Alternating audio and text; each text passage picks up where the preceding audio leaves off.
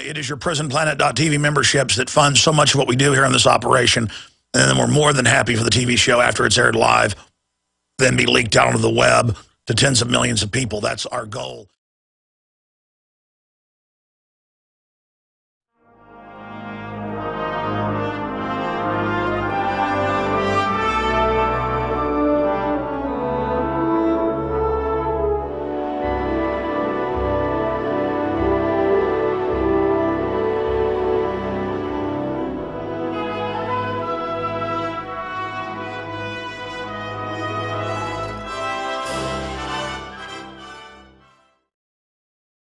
Well, it's all going according to the globalist plan, unfortunately. But humanity is speaking out and resisting.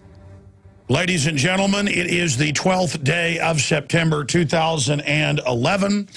CNN is running the headline that there are peace treaty deals being pushed with al-Qaeda. So they're now shifting from saying that the American people need to give their rights up because of al-Qaeda hiding in everyone's underwear, and the TSA has to, go in there immediately and has to set up highway checkpoints to al-Qaeda is good, and the American people are the terrorists. That is the new official, well, they say Christians, gun owners, returning veterans, #1 enemy. You're not tuning into a Twilight Zone. Listeners of talk radio know this has been big news the last few years. We're actually saying this on air. It's actually admitted. This is the craziness. And the power structure doesn't care. They're just going ahead with it. Mothers all over the country are being arrested if their children play in a cul-de-sac on bicycles or scooters. CPS is taking them. They're hitting them hard. That's out of Houston, reporting it like it's a good thing. They are forcing inoculations in the Western world. Cameras are going in bathrooms in Europe, England, and the U.S., including in the girls' showers. I've got mainstream news on that today. Off the chart insanity. Here's CNN exclusive. Al-Qaeda leader's brother offers peace plan. This is part of the rehabilitation of al-Qaeda, who the globalists have always run. That said, we told you the clash of civilizations was coming and that they would put al-Qaeda in charge in Libya, Syria, and basically all over Africa, and they would start blowing everything up. That has now begun. Protesters are attacking U.S. diplomatic compounds in Egypt, Libya, and this just in Afghanistan. Of course, U.S. ambassador to Libya, absolutely machine gun with 2 of his CIA compadres and drug around by their al-Qaeda dogs. And that's what you get. I mean, you went and put al-Qaeda in to line up the black Libyans and kill 40,000 of them with pleasure, throw them off roofs, chop their heads off, murder Christians with pleasure. There weren't any Jews to speak of in Libya. And just kind of have it as cutesy in the news. Oh, look at the, Mr. CIA Anderson Cooper out there praising him. Hey, Anderson, you little cowardly CIA piece of trash. You globalist banker frontman to bring this country down. Why don't you, because the CIA works for foreign banks, not this country. Today it cannot be debated. Why don't you go over there and play footsie with your al-Qaeda now? And they're going to have their cake and eat it too. They're now, of course, in the Army manuals that we told you about years ago from my sources. It's now declassified, saying that the Tea Party is going to link up with al-Qaeda. Remember that a month ago or 3 weeks ago? People are like, Alex, how did you know this? Well, I have sources. They train the police in all intelligence groups, not the general cops, but in all the intelligence, police intelligence, state police, federal intelligence, that patriots, anti-globalists will link up with al-Qaeda. I mean, that's like saying Superman's going to link up with Lex Luthor.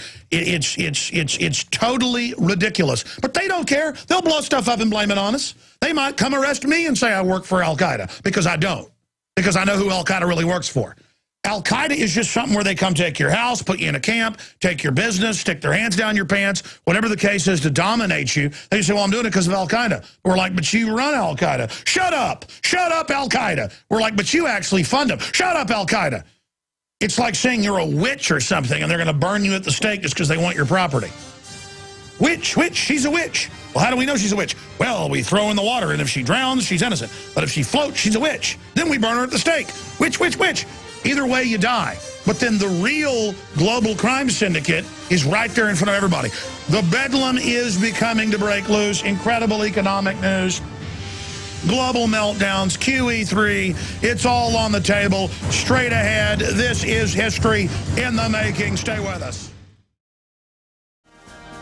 Well, I am here to tell you, my friends, that if you are just joining us here for the first time, this is a very important radio transmission that you are not going to want to miss on this Wednesday, 12th day of September, 2012. You have found it the tip of the spear at the front lines in the global fight against the private banking cartels that fund and run al-Qaeda, that fund and run the major mafias of the globe, and that control the issuance of currency and credit, and who are openly attempting to establish a private corporate world government where you will face scan and hand scan to buy and sell. I know you've heard about that in a book written thousands of years ago, but regardless of whether you believe in the Bible or not, this is what they're attempting to set up. So look out, because their religion is eugenics. You know it today as transhumanism. They believe that they are forcibly taking control of human development. They call it evolution, and have decided that the majority of us will be exterminated once the global digital skin is in place. Once all the smart meters, all the controlled appliances, once the smart dust is in place, once they have combat robots on every street corner, they will begin releasing bioweapons, wiping out large portions of the world. They will pose as saviors, blaming terrorists when they do this, and then corralling the survivors into more and more compact cities, killing us in phases. I have reverse engineered their entire program. Most of it is declassified in public because they're so arrogant they openly discuss their plans. I would say over 90% of what I just stated is on record. The rest is my reverse engineering, which has been proven to be frighteningly accurate. Again, I'm going to explain this to you. We are in a red level species emergency. Red level species emergency. The species is being gelded, being domesticated, being dumbed down in preparation for what Dick Cheney called for in the September 20th, 2000, Rebuilding America's Defenses. The use of race-specific bio-weapons to first begin wiping out certain ethnic groups. Again, ladies and gentlemen, we are at a red level point. Unfortunately, my analysis of more than a decade ago, when I really clicked on their current program and really got the big picture, the first to really reverse engineer it to this level. I'm not bragging. It's just that I was the first to really click to it. Unfortunately, now we're so deep into this, it's all been confirmed, and it's worse than I thought even. So I wish I could tell you it was that I was wrong and that I overestimated them. I underestimated. They're going ahead with the program. They're going ahead with the program. You're not listening to science fiction here. You're listening to the real world. We told you they would hand the Middle East over to al-Qaeda years ago. We told you they would then start a war with al-Qaeda, doubling back, while the master al-Qaeda controllers send their jihadis out to be killed. In fact, I'm going to break down how this deal really works here in just a moment, and then I want to start laying out where the globalists are going to take us. Now, that said, we have Dinesh D'Souza, former Reagan administration official, best-selling author, and, of course, he has one of the top films in the country in the last 3 weeks, Obama's America 2012, or Obama's America 2016, what it would look like if he stayed in power. Again, we're teleprompter-free news here. I don't go off notes, so I occasionally butcher information. But we are going to have him on, the writer and director of 2016, Obama's America. And we're going to be having him on the show at the start of the next hour. Then we have retired top NBA star Theo Ratliff joining us with Dr. Wallach to talk about what true supplementation did for him, because this is one of the biggest secrets out there the globalists don't want you to be aware of. So we look forward to that. And then we'll also be opening the phones up on the state of the world here. But if you're a new listener and you hear me, you know, ranting and raving about how they're going to exterminate everyone, you need to understand, ladies and gentlemen, there have been thousands of covert operations declassified And in some cases, one operation out of thousands killed thousands. And I've listed off things you can write down and then search engine them and find it for yourself.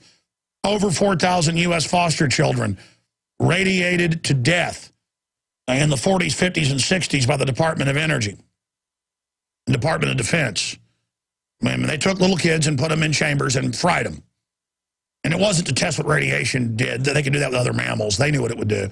It was to test and create a culture of absolute mass murder and death. They then had Israel prove their worthiness to the New World Order to irradiate 110,000 plus of their children. That's declassified, ringworm children. China delivered the greatest sacrifices, aborting hundreds of millions in the last 30 years or so. Also killing 85 million, 84 million, the numbers vary. Chinese history, CIA says 60 plus million of their people. They were put in power by the Rothschilds and Rockefellers. Chiang Kai-shek was shut down. This has now been declassified. Old-timers told me about it when I first got on air, but it was only rumors then and anecdotal evidence. It was declassified a few years ago. It's even on History Channel that the CIA in 1949 did put Mao Zedong in. They also helped put Pol Pot in to kill 30% of the population, to wipe out the Cambodian intelligentsia. So they'll use fascists, they'll use Khmer Rouge, they'll use communists, as Carol Quigley said, they'll use anybody. This is about absolute maximum power. And they will use the Muslim extremists to jihad and take over, and then use the fear of that to take over our lives. So you have to understand that. We are in the grip of the most sinister, scientifically focused evil the world has ever seen. And only full awakening to it will give us any chance to stop it. Now, let me just give you a smattering of the headlines here, okay? U.S. ambassador to Libya killed, drugged to the streets, Muammar Gaddafi style, by al-Qaeda that our criminal government put in charge there. And they think you're so stupid now, they're saying, oh, yes, horrible al-Qaeda, and not pointing out they put them in. New DARPA robot can autonomously track and kill people. LS-3 robot put out by the big defense contractors. They're rolling them all out. And again, they're not going to send out SWAT teams to try to hunt you down if you've evaded you and your family being picked up to be brought to the FEMA Re-Education and, Extermination Center.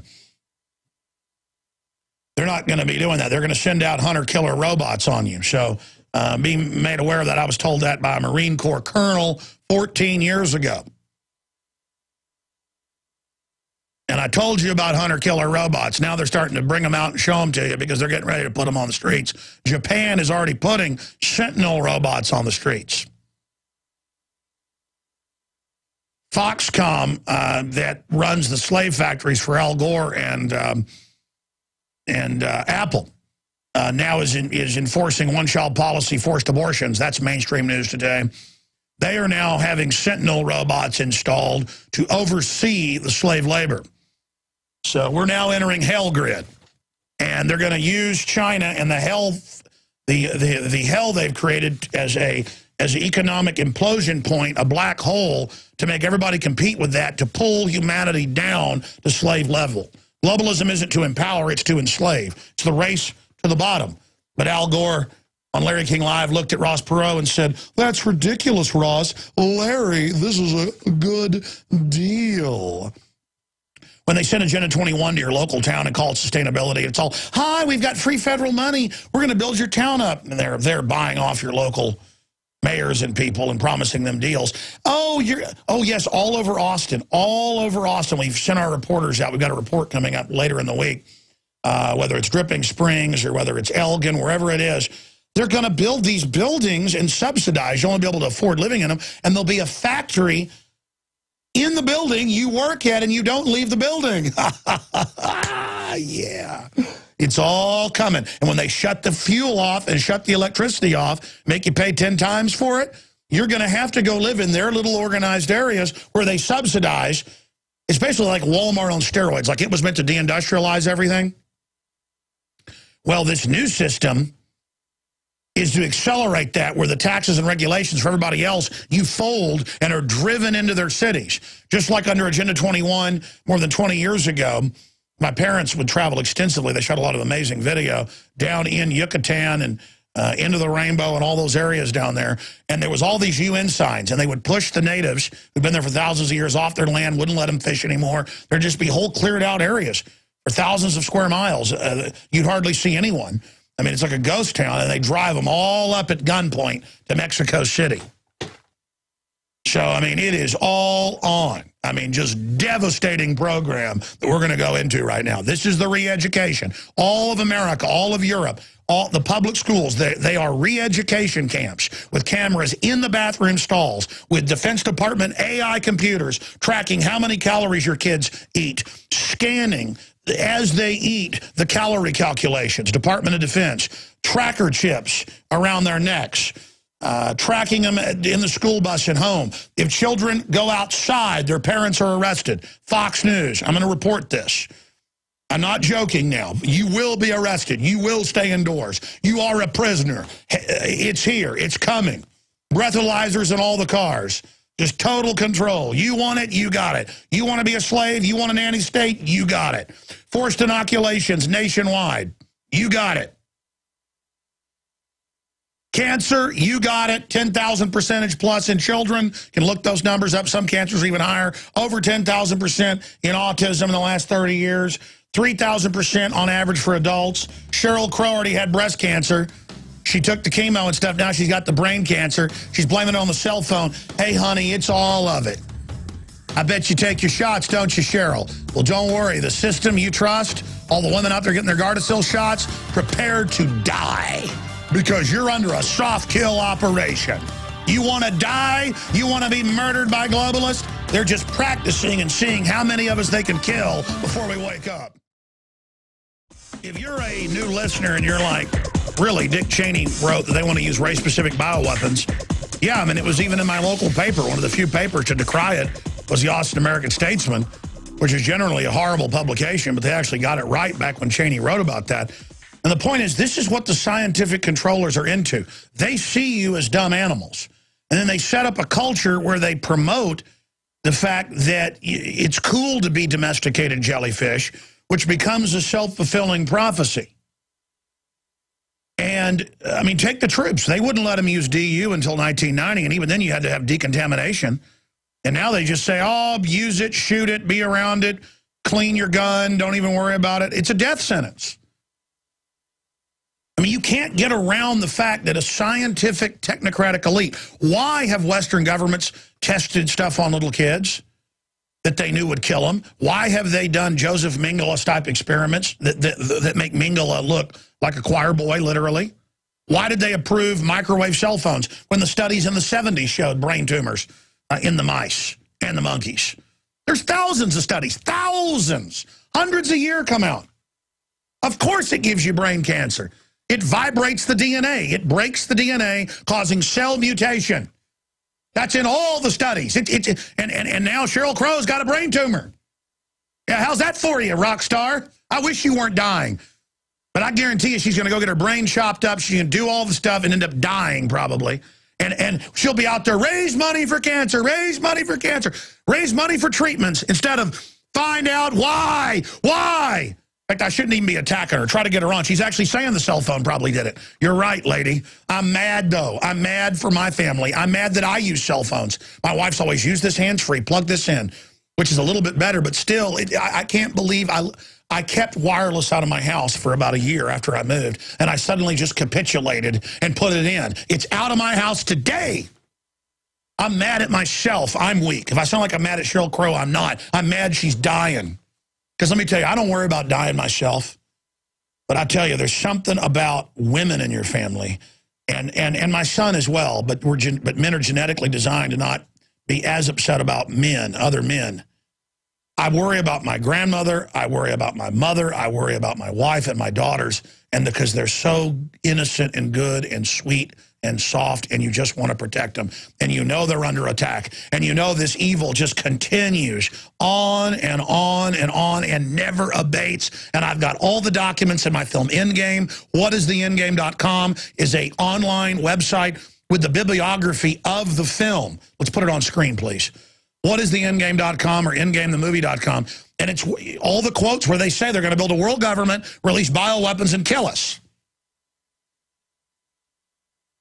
I mean, this is not a game, ladies and gentlemen. The FBI has visited Professor Pianka, who says soon the airborne Ebola will be released and 90% will die and his family's ready. You know, this isn't a game. When he gave a speech at the Texas Academy of Sciences, he got a standing ovation for 3 minutes. It was reported in the news with the Texas scientist. He gets awards all over the world, crying when he projected a full screen of skulls behind him at the PowerPoint presentation. These people are a death cult. They are in control. They're trying to mop up the free internet and what's left of talk radio. You've got to make a full break with these people. You've got to fully listen to me, go check out my claims and find out they're true. Because that's why I'm fearless, because we're walking dead, ladies and gentlemen. There's no future. I'll use the Star Trek analogy because that seems to get through to people, movie analogies. Wrath of Khan. The ship's not going to make it out of there when the weapon gets detonated. Spock knows everybody's dead if they don't go down there and get it fixed. He goes in there and gets radiated. Captain Kirk comes in to open it up, try to save him. And the doctor says he's dead already. That's what you've got to realize, ladies and gentlemen. Most of us are not going to live out our full lives already. We've already been eating GMO. We've already had vaccines. We've already been drinking fluoride. If we would have lived to 100, we're living to 50. We're dead already. It's important to make that decision. I'll use another movie analogy, The Thing. It's blown the generator. In 10 hours, they're all going to be frozen to death. The most important thing is they take that thing out so it doesn't make it to the mainland. Well, we've got a global government run by our own species that see themselves as Morlocks and us as the Eloi. H.G. Wells admitted that was an analogy of the elite versus us. And the Morlocks feed on the Eloi. And they're scientifically advanced. We're not. We're dumb, but we're also virtuous. They're evil and controlling. And we've got to wake up to that and organize now, or there's no future. When I come back, I'm getting into the news. Come hell or high water. This is the GCN Radio Network. GCNlive.com is the website. And I'm Alex Jones of Infowars.com. We're streaming video at prisonplanet.tv. You ever heard the saying, truth stranger than fiction? I dare you to look into reality. You know, we play that Ghostbusters clip because it's, you know, funny to say, hey, you know, war, famine, death, hyperinflation. You wish it was a game. You wish it was a joke. And we lived in a country where we can laugh at the adversity. At least some yuppies do of other nations. And, oh, look at how they live. Civilization is actually very, very hard to continue. It always ends up falling apart because the corrupt get in charge and become delusional and try to exploit the country they control to take over the next nation. And a lot of other factors are involved in that as well. I'm going to get into the news right now ahead of Dinesh D'Souza, maker of Obama's America 2016. Very excited about this interview coming up. You know, getting into the, well, you didn't build it views of Obama, why he would say something like that. And the thesis that D'Souza has, that it's an anti-colonialism idea. And where he says they're going to have the Muslims take over the whole Middle East and spread into Russia, Western Europe, and Africa. But I mean, is it just Obama doing all that, or is it, you know, a lot bigger? Now, what's behind all of that? Here's the type of tech news we've got. New DARPA robot can autonomously track people and kill people. Professor warns machines will be used to kill people. Well, they already have autonomous drones in the air doing it. We've told you this is coming. The next big issue of the magazine coming out, and boy, is it powerful. It's going to be covering this. Scientists control rats' dreams with technique that could enhance memory. Oh, with special wavelengths, special flashing lights. Oh, that just so happened to piggyback on the new data transmitting light bulbs. You see, ladies and gentlemen, everything, all this high tech is fine, but it's being designed to control us. So we're going to be going over that. But first, let's get to the big top story that I've been alluding to. We actually have a photo here at Infowars.com with an excellent article by Tony Cartalucci. We'll put that up on screen. It's in the article, U.S.-backed terrorists murder U.S.-owned ambassador in Libya. And notice, right there in the photo to the right of John McCain is Christopher Stevens, the U.S. ambassador. And they fly the al-Qaeda flag over Benghazi, over Tripoli. That's been in the news. They wear black uniforms with the al-Qaeda flag. They've been given 10,000 missiles, 2,000 plus. That was in the news. But even before it was in the news, I talked to an Air Force officer on the flight back from Las Vegas shooting the show with Ventura last year, the one where they had the coffin on board and he was flying it. And he goes, no, the word is, you're right, it's over 2,000 heat-seeking and radar missiles. The point is that I even confirmed it from him before it was even in the news. I said, it's thousands, isn't it? He goes, yeah, it's about 10,000, over 2,000 guided. The point is, but al-Qaeda might be in your 5-year-old daughter's pants. And we need a highway checkpoint randomly in Ohio by the TSA. They just had one last week to just throw stuff out of your car. But al-Qaeda can have 10,000 missiles. 2,000 of them, they just aim them at the aircraft, and it shoots right into the nose cone where they got the radar. Or right into the engine. I mean, you can't miss on takeoff or landing. They just pull up by an airport, mile away, fire. And then TSA can dance around and, hey, bring your daughter, bring your son on over here. See, I won't fly with them because of that. And they're like, it don't matter, Jones. Doesn't matter. We're coming to the streets, punk. And TSA's to all security. But there it is in the photo. U.S.-backed terrorists murder U.S.'s own ambassador in Libya. And there it is, all admitted. Over a year and a half ago, Webster Tarpley went there. We confirmed al-Qaeda was coming out of Benghazi. They had tanks. They had planes. And the media would run headlines all over the place about how they were heroes and they were just protesters and Gaddafi was being mean and he had rape gangs with Viagra.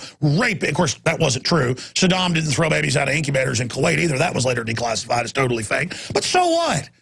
And then al-Qaeda went in and just lined up tens of thousands of black Africans. You know, they're African. They get to live there, don't they? Just lined them up because a lot of the Saudi Arabians are incredibly racist towards black people. Just lined them up and just shot them. But sometimes a bullet was too expensive. So there's lots of videos of families begging, and the jihadis have got the machetes, and they just never get tired of hacking people's arms off while they try to protect themselves. Here in America, that'd be called assaulting the al-Qaeda officer. You put your arm up, hack those wrists off, and then just hack into that neck, slabbering blood everywhere. Freedom fighting all the way. And now they've been attacking for 9 months in Syria, taking families, said, we're going to kill your whole family if you don't drive this suicide bomb into the police station.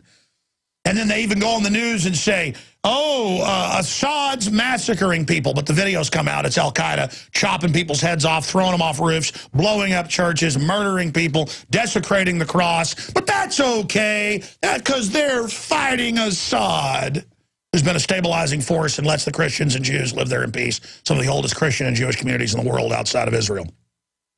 So that's what's really going on, and now it's all admitted. Remember a month ago, CFR said, quote, we need al-Qaeda, and how they're organizing things, how they're the core, and how they're doing a great, and Saudi Arabia is arming them. Good old Saudi Arabia, created by British intelligence over 100 years ago.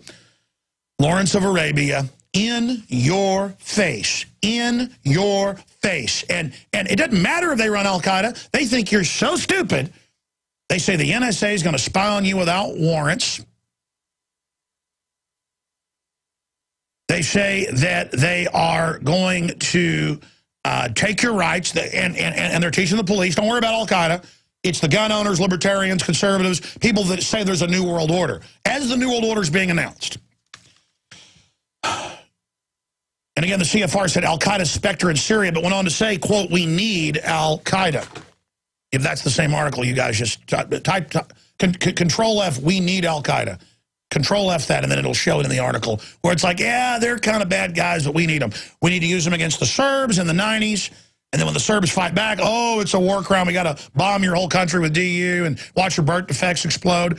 And again, they hate the Serbs. They hate the American people. They hate the Muslims. The globalists will play everybody off against each other. You're thinking there's a side here. They just want us to kill each other, and then they'll come in and rebuild everything at taxpayers' expense.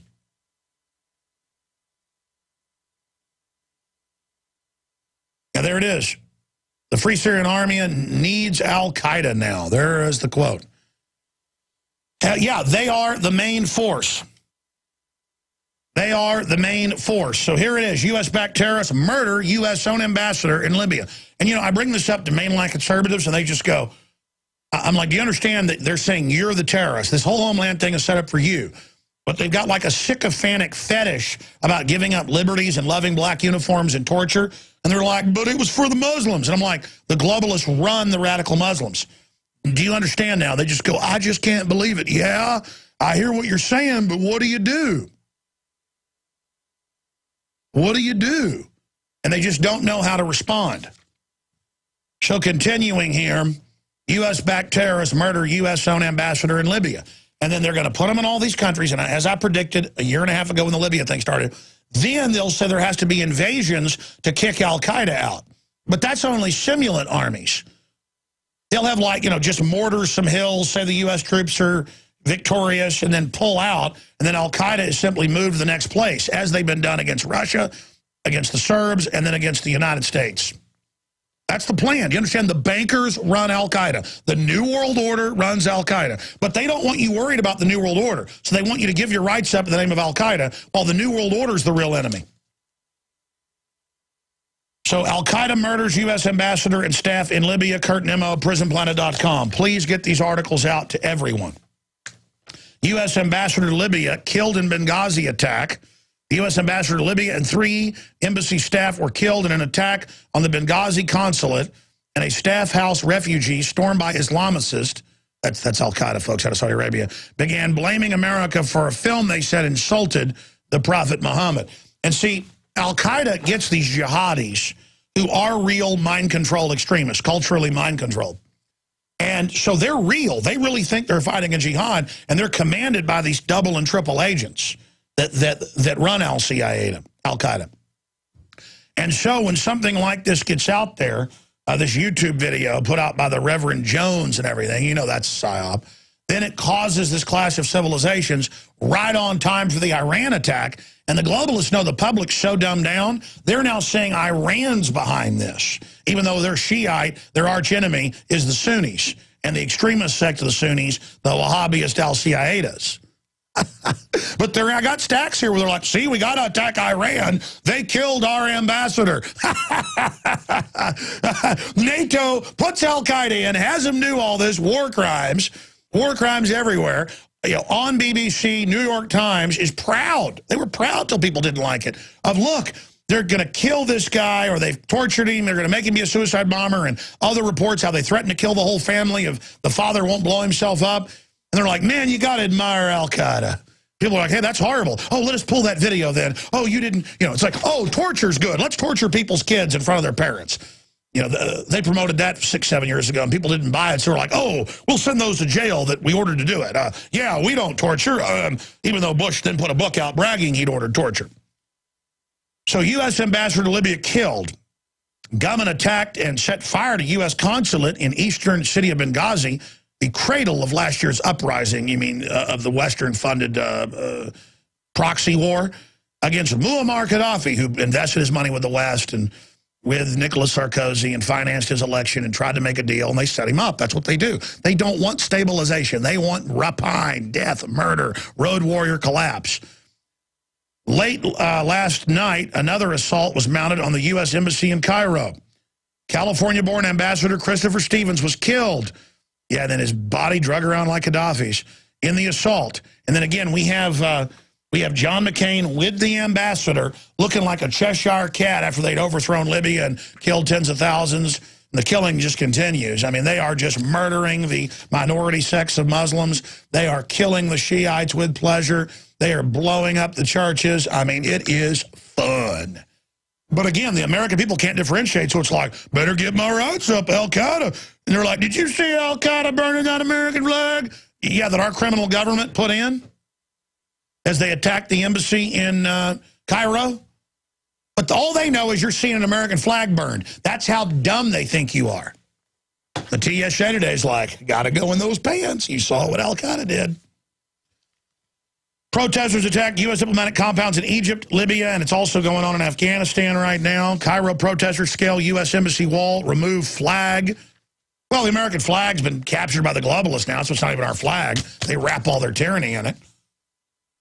But there you go, and they run al-Qaeda. I told you this clash of civilizations was coming, and when they're done, don't worry, the globalists are going to release a race-specific weapon that's going to kill the Arabic peoples first, the Central Asian slash Caucasoid group. I mean, that whole group there is a mix of Asian bloodlines and white bloodlines with some African bloodlines. That's why it's very hard, but they've studied it for a while. That's been in the news, to have a special weapon that just kills the Middle Easterners. But Dick Cheney talks about that, and it'll have some blowback. Kind of like AIDS is designed for Africans, but it still can kill a Northern European, even though our cells don't have the main receptor sites.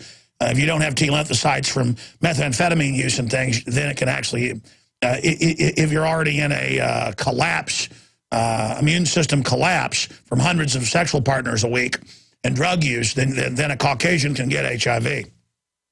But it is a race weapon for Africans. That's why some countries, half the country has it. It's all a little loving, little global gift. But don't worry. Don't worry, though. You'll get a bioweapon, too, next. First, they're going to wipe those guys out. But they got to let them burn everything down first. So this is all part of a consolidation phase. Let's continue with what's really going on here. Okay, we told you all this was coming. Oh, the poor ambassador. We've got to fight al-Qaeda now. They think you're so dumb that you won't even understand they put al-Qaeda in. But Infowars.com and PrisonPlanet.com are all reporting on it. Look at the photo. Was U.S. Ambassador lynched is the Paul Joseph Watson question. And, yeah, he looks like he actually wasn't shot, as they're saying. Looks like he's pretty conscious in these photographs coming out. And some nice men have him there.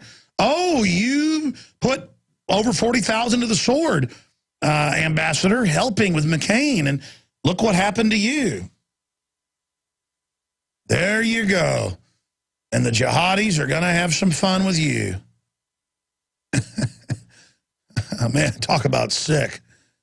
But, hey, that's what it takes. I mean, you know, you're a tough guy soldier, man. You're in there putting al-Qaeda in to rape and murder and kill everybody.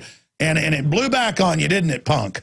Well, I'm not glad that guy's dead, but I tell you, he's a punk for putting al-Qaeda in there to chop up those little kids with machetes. But I know they're just North Africans. You know, they're not humans. This guy's a human, according to the globalists. You know, he's been killed. It's just terrible. And here's the Cairo-Tehran Express by the Washington Free Beacon. And the Egyptian-Iranian intelligence meeting prompts fears of new Middle East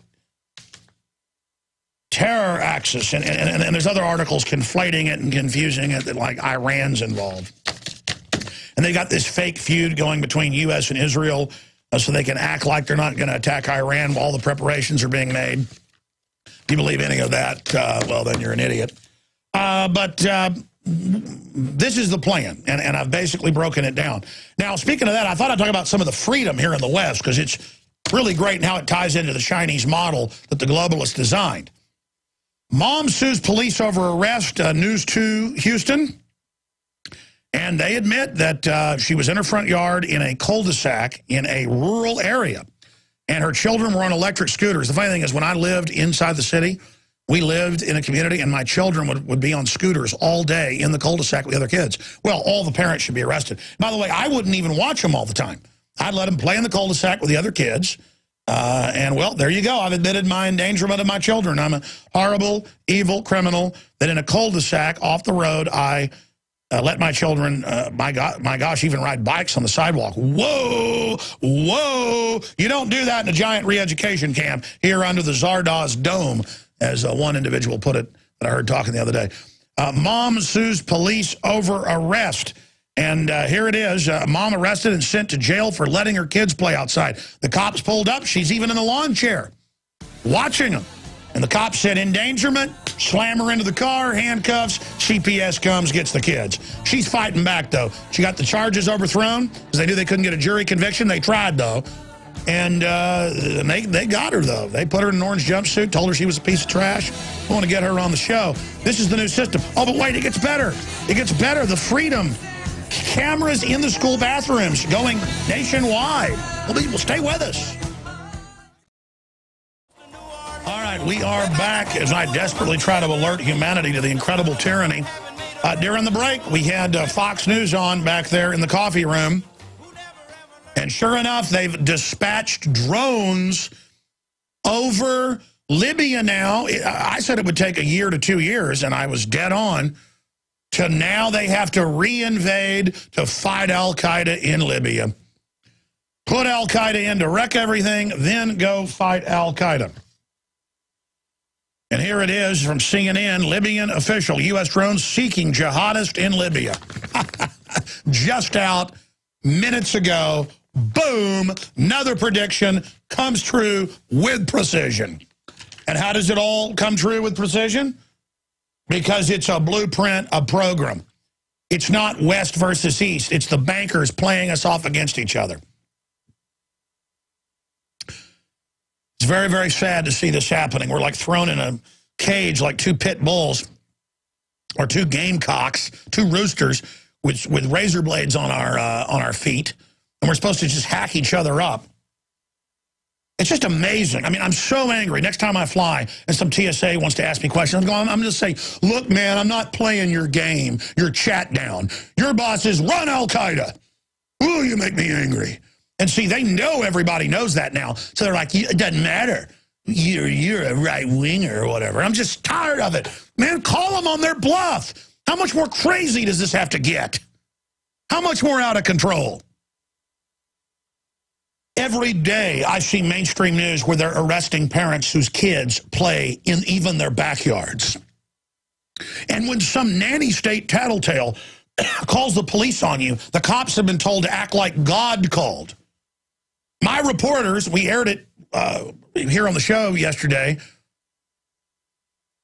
were out in Austin going, we want to know what you think about the TSA rolling on the streets. And a guy in a business suit starts taking pictures. He goes, I got somebody for you to talk to. And the cops came.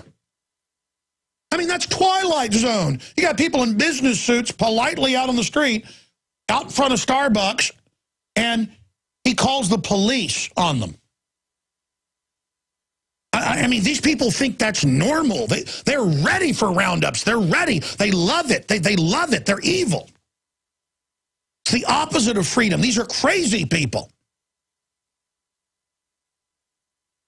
The InfraGard teams, just type in InfraGard. It's the top stories on it after the FBI's own website, where they admittedly have people trained with firearms, hundreds of thousands of executives as their private secret militia with license to kill citizens. I mean, blow our heads off.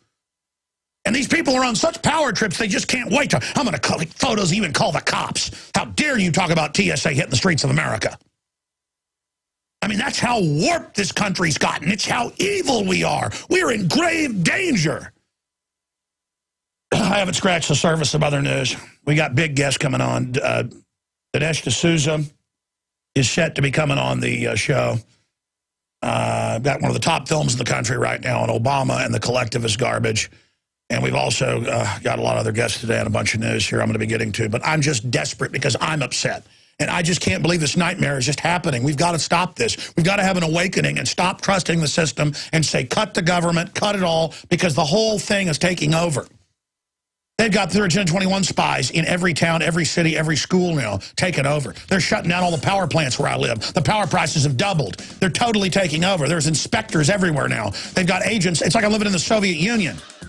Get prepared, get ready, and support our broadcast. Become PrisonPlanet.tv members to see the radio show and the nightly news. Go there, sign up today. $5.95 a month, 6 memberships for the price of 1. Your funds fund what we're doing. And the more you fund us, the more we can do. So if you're not a PrisonPlanet.tv member, become one today.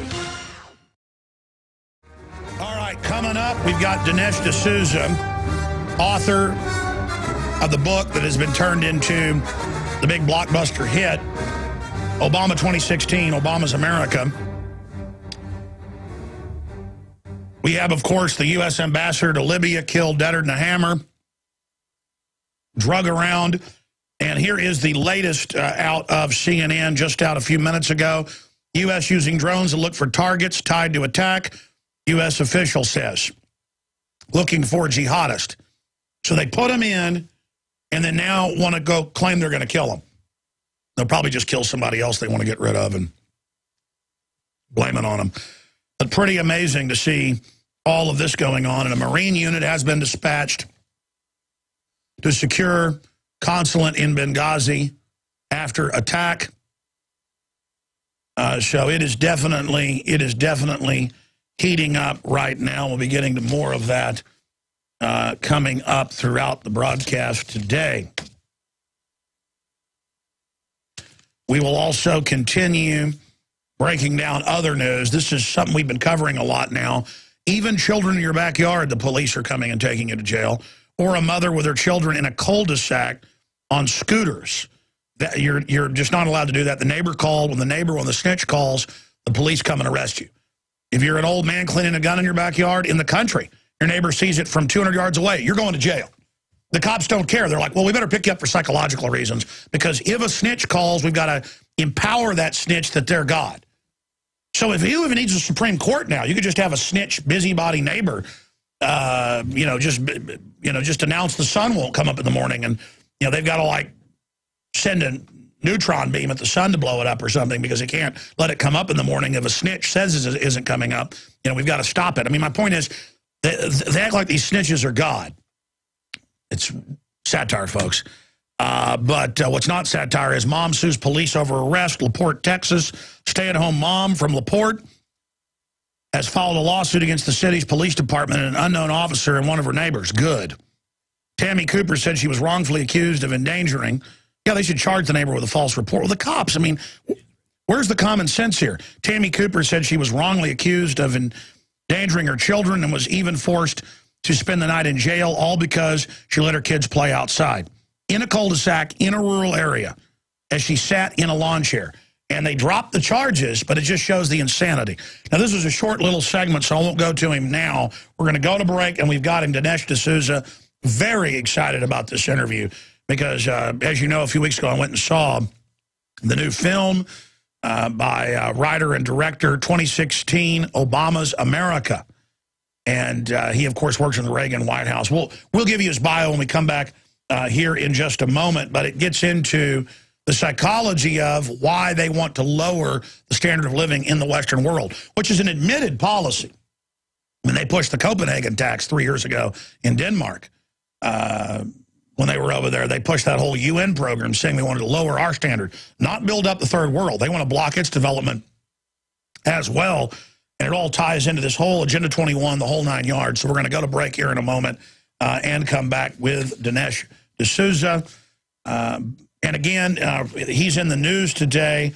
Deadline Hollywood is reporting that the 2016 Obama's America filmmaker reacts to President's slam looking for network to air before election, says mainstream media refusing coverage.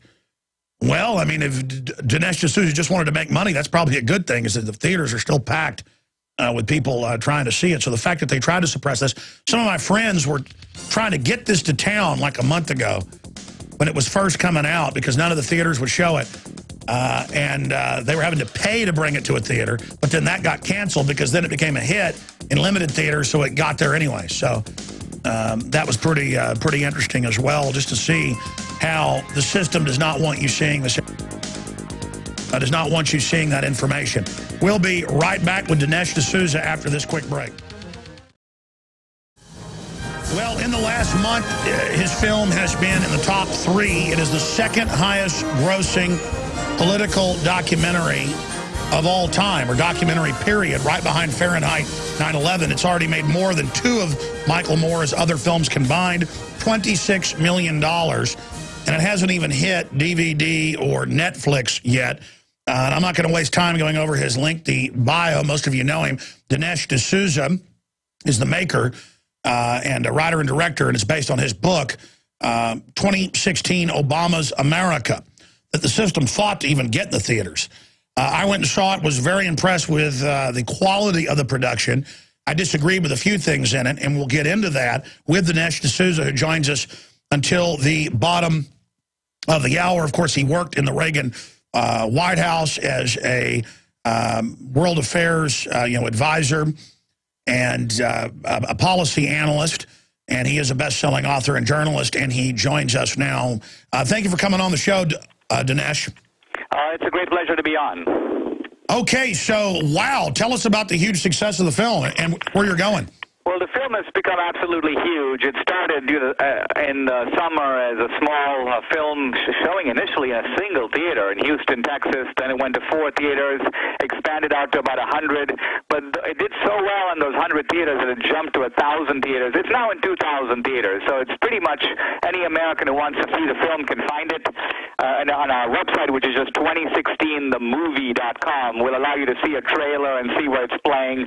The film has now become, it just surpassed 2 of Michael Moore's films, Sicko and Bowling for Columbine, and also Al Gore's film called An Inconvenient Truth. So we are now, remarkably, the second most successful political documentary of all time. Simply amazing. It shows people are desperate for something than the mainstream pap they're being fed, certainly trailblazing in a big way here. Dinesh, the basic thesis for those that don't know is that what, Obama is a global wealth redistributor? Yes.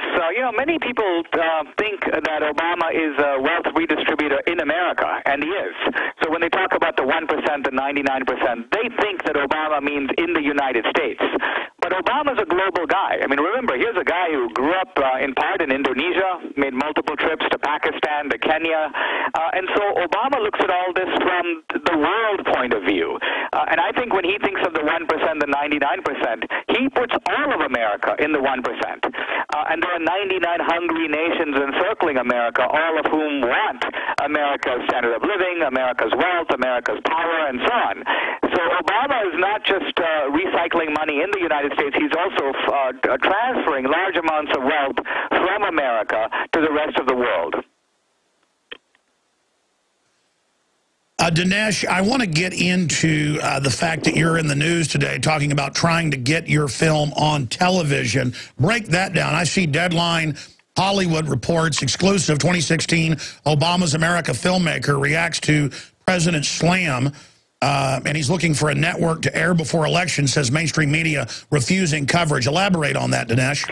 Well, it's been kind of odd that, remember when Michael Moore made his films, this guy was everywhere. He was covered by the networks. He was on all the Sunday shows. He was covered widely in the newspapers and so on. Our film, for a long time, was being ignored by the White House, and lots of mainstream outlets just weren't covering it. They were just pretending like it didn't exist. We're in a political season. This is the most successful political documentary of the year by far, and yet it was getting no coverage at all. So this was peculiar, and I think part of it was there was a sense that this documentary has harmful new information that might cause people to change their mind about Obama. So let's not cover it and let's pretend it doesn't exist. Now the White House has figured out, they're like, this has gotten too big, we can't ignore it, it's everywhere, so they've come out blasting it. But, what a clumsy, inept blast it is, because they're alleging all these errors in the film that are actually, not only are they not errors, but they're easily provable. And so I'm very happy to get into this one-on-one debate with Barack Obama. It's a debate that I'm not worried that I'm going to lose. Now, continuing here with the success of the film, do you think it is having a major bearing on the election, or could it be something that actually causes people to wake up to what Obama's doing and swing the election over to Romney?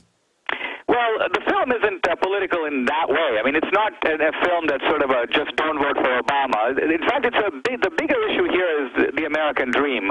And in the film, we contrast 2 dreams, the American dream and Obama's dream. I'm an immigrant. I grew up in India, and so my dream is the American dream. I believe in a society of merit, a society in which free markets generate wealth. America is a force for good and for freedom in the world. That's my American dream. Well, Obama has a different dream, and it's the dream from his father. That's the title of his autobiography. And so in the film, we go and find out who was his father. What was his father's dream?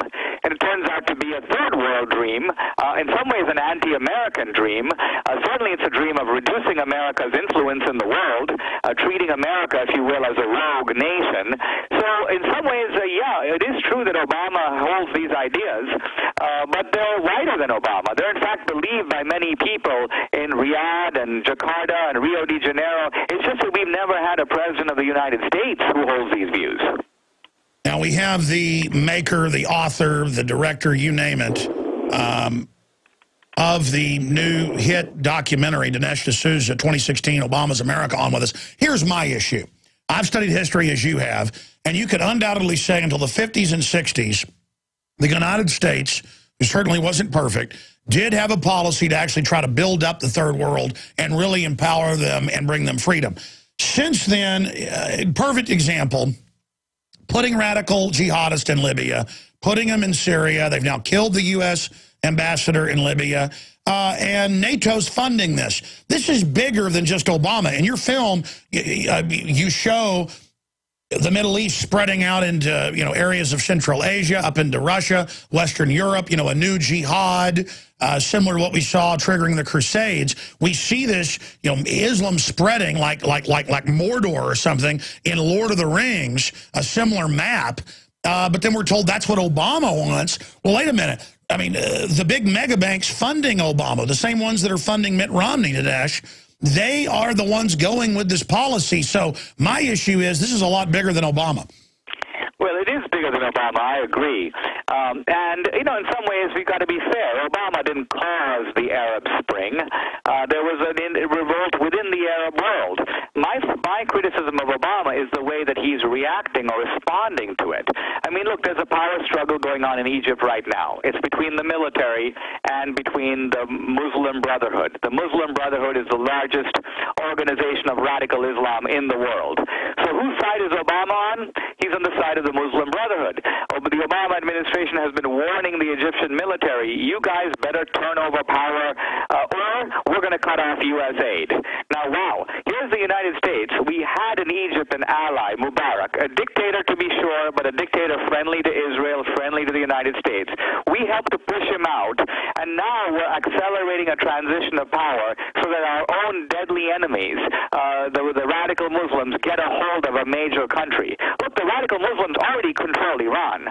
If they now control Egypt, there's only one other big country left for them to take over, and that's Saudi Arabia. So that's where the film goes. It says, wait a minute, if Saudi Arabia falls, then all the major legs of the tripod are now in place, and all the smaller countries, Jordan, Bahrain, the United Arab Emirates, and so on, they're never going to be able to hold out against a tide of radical Islam sweeping the region. So, so what's going on with Obama? I mean, some people think Obama's a bungler. He doesn't know what he's doing and so on.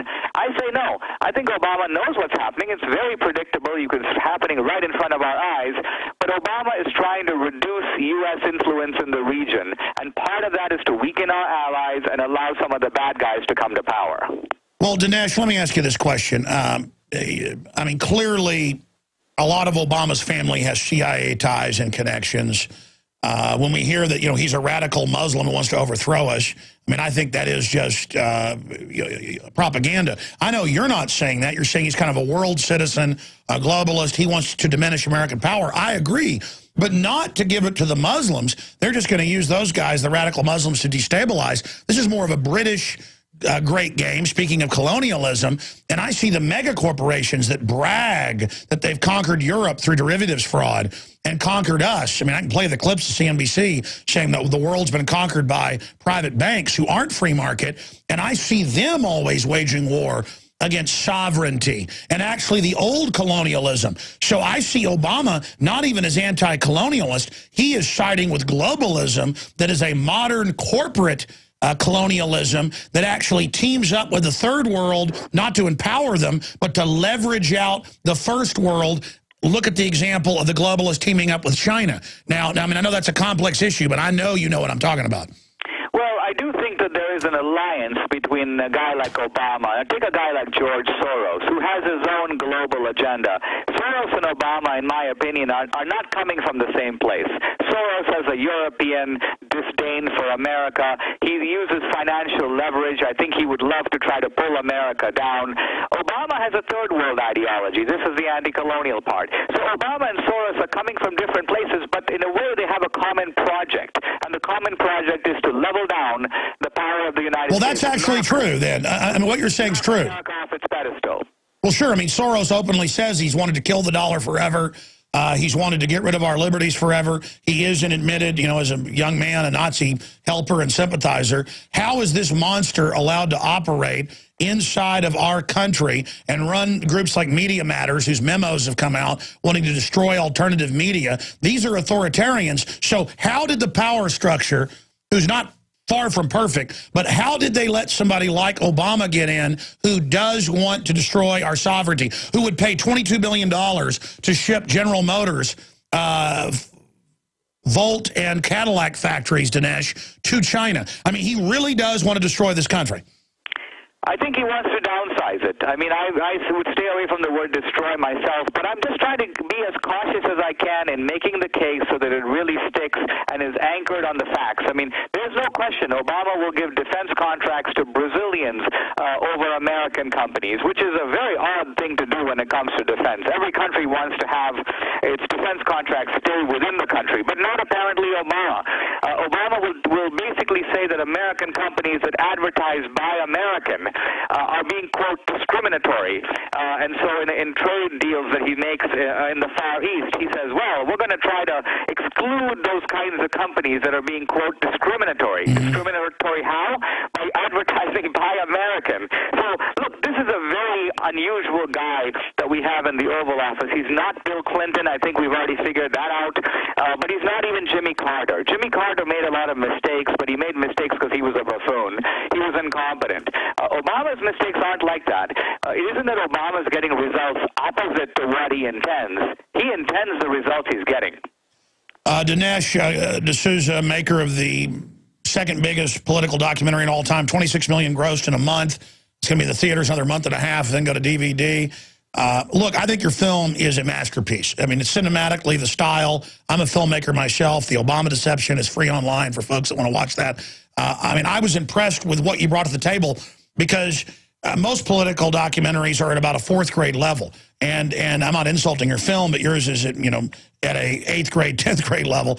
And I guess in media they say keep it at about a 4th grade level. But, I mean, you actually tackle issues of globalism that, well, there's one point in the film, correct me if I'm wrong, where you say and show the evidence that it's not that they want to build up the third world. They want to bring us down to that level.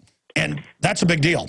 Yeah, with Obama, it's not about building up. I mean, in fact, he rarely even talks that much about the inner city or about the poor. He gets excited when he's pulling down the rich. That's his target. And that's when you begin to see Obama's, you know, his voice rises and he gets animated and so on. So ultimately, this is about leveling down. I agree. And then also, but not just wealth. He's also leveling American power.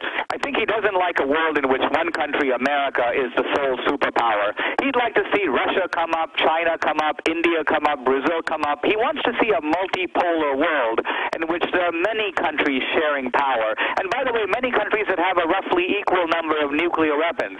That's why he's spending less time trying to prevent Iran from getting a nuclear bomb and more time trying to slash the American nuclear arsenal. Let me say this to you. I mean, obviously, you've worked inside the Republican White House of Ronald Reagan. I think it's fair to say you're a Republican operative. No, that's not fair to say. I mean, I worked in the Reagan White House in my mid-20s. I mean, I'm 51 years old and the president of a college, so I just want to say I'm a conservative, but I mean, I have nothing to do with Romney or the RNC. I'm not. Okay, well, then now that you've said that, I respect that. And again, I haven't gone over your LinkedIn bio because of the time, but you're obviously a scholar as well. Here's the bottom line. Romney is the worst Republican I have ever seen. Obviously, I don't have to list everything. When he was actually a governor, abortion, open borders, restrictions of guns, carbon taxes, wrote the Obama plan. I mean, all of this. My issue is that I want Obama out of there. I don't want him to not be facing re-election. I mean, even if Romney's going to be bad, at least he'll be facing re-election. So I am saying, okay, I see people that want to support Romney. My issue is this. What will you do if Romney gets in and continues what some of these monopoly capitalists want that have been financing Obama, who want tyranny, not liberty, who don't want a free market? What are you going to do to Mitt Romney if he gets in and continues what Obama's been doing? Hey, listen, don't give me any ideas. I may have to make another film. But look, I don't know about Romney. As you know, we don't mention Romney in the film. This really is a referendum. I think this election is a referendum on Obama. If I had to say what this election is about, I'd even say it's about Obama versus Obama, right? There's the celluloid Obama, the mythical Obama that was put out in 2008, the unifier, the healer, the centrist. I claim that Obama does not exist. And then there's the real Obama, the guy in the White House, the guy who can't change, the guy who can't move to the center, the guy who has been formed in his mind by a combination of radicals, revolutionaries, in one case a former communist and domestic terrorist, Bill Ayers. I mean, these were his buddies. These are the guys. This is the real Obama. So it's a matter of, does America want to... Wow. So you're saying all the communist pornographers and weirdos that he lived with and was associated with, you're saying that wasn't just his foundation cover as a leftist. You're saying he really is a real globalist, Marxist-Leninist, deindustrializing crazy man. Well, here's what I'm saying. If you know, Frank Marshall Davis was introduced to him by his grandfather. So, all right, I'll say that was somebody that his grandfather brought him in front of, and he was only 10 years old when he met Frank Marshall Davis. But every other guy, the Palestinian radical Edward Said, the Brazilian socialist Unger at Harvard Law School, Bill Ayers, the incendiary preacher Jeremiah Wright. I mean, Obama didn't bump into these guys. He sought them out. I understand. Because he wanted to hang around radical revolutionary guys who he imagined to be surrogate fathers, kind of like his real dad who wasn't around. Let me raise this in the 5 minutes we've got left with Dinesh D'Souza here, the maker of 2016 Obama's America, which is an amazing film. Dinesh, looking at this then, if he's as bad as you say, and I think the evidence is there, Fast and Furious, a false flag against the Second Amendment, the list goes on and on.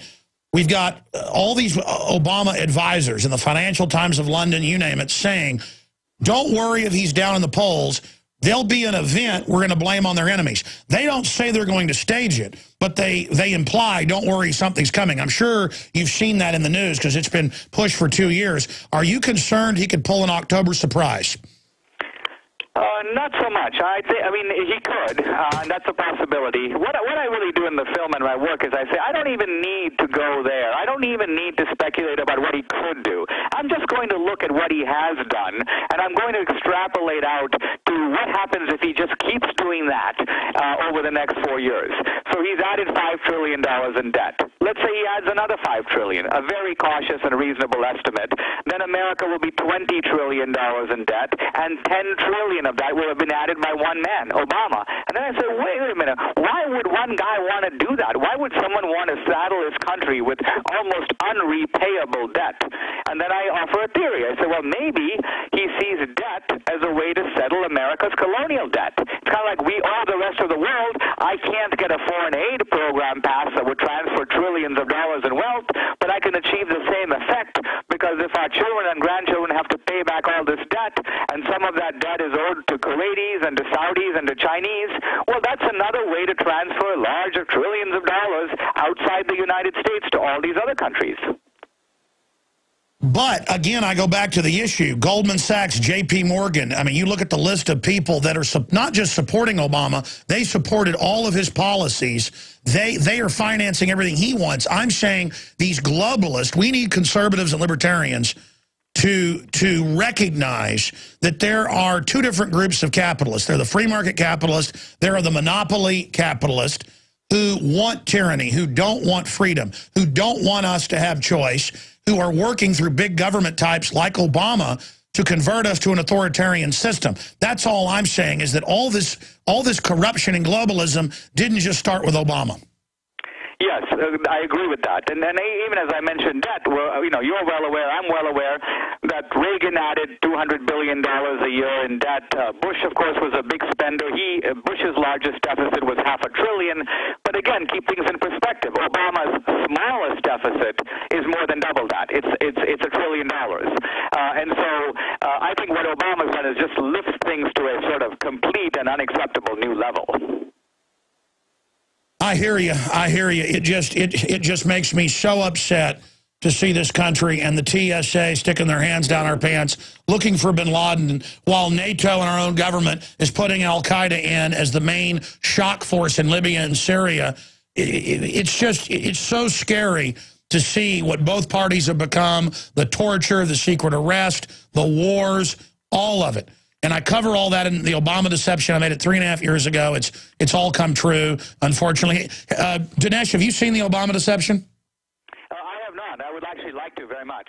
All right. Well, we're going to go to break here, and I'll talk to you as we go to break and as you leave us, and then I'll find a P.O. box or something to send the film to you. Because, I mean, I get it. Obama's really bad, but I think he's a manifestation of how far along this globalist line we've gotten. Do you think Obama, in closing, may backfire on the establishment and may cause a pendulum swing back towards liberty?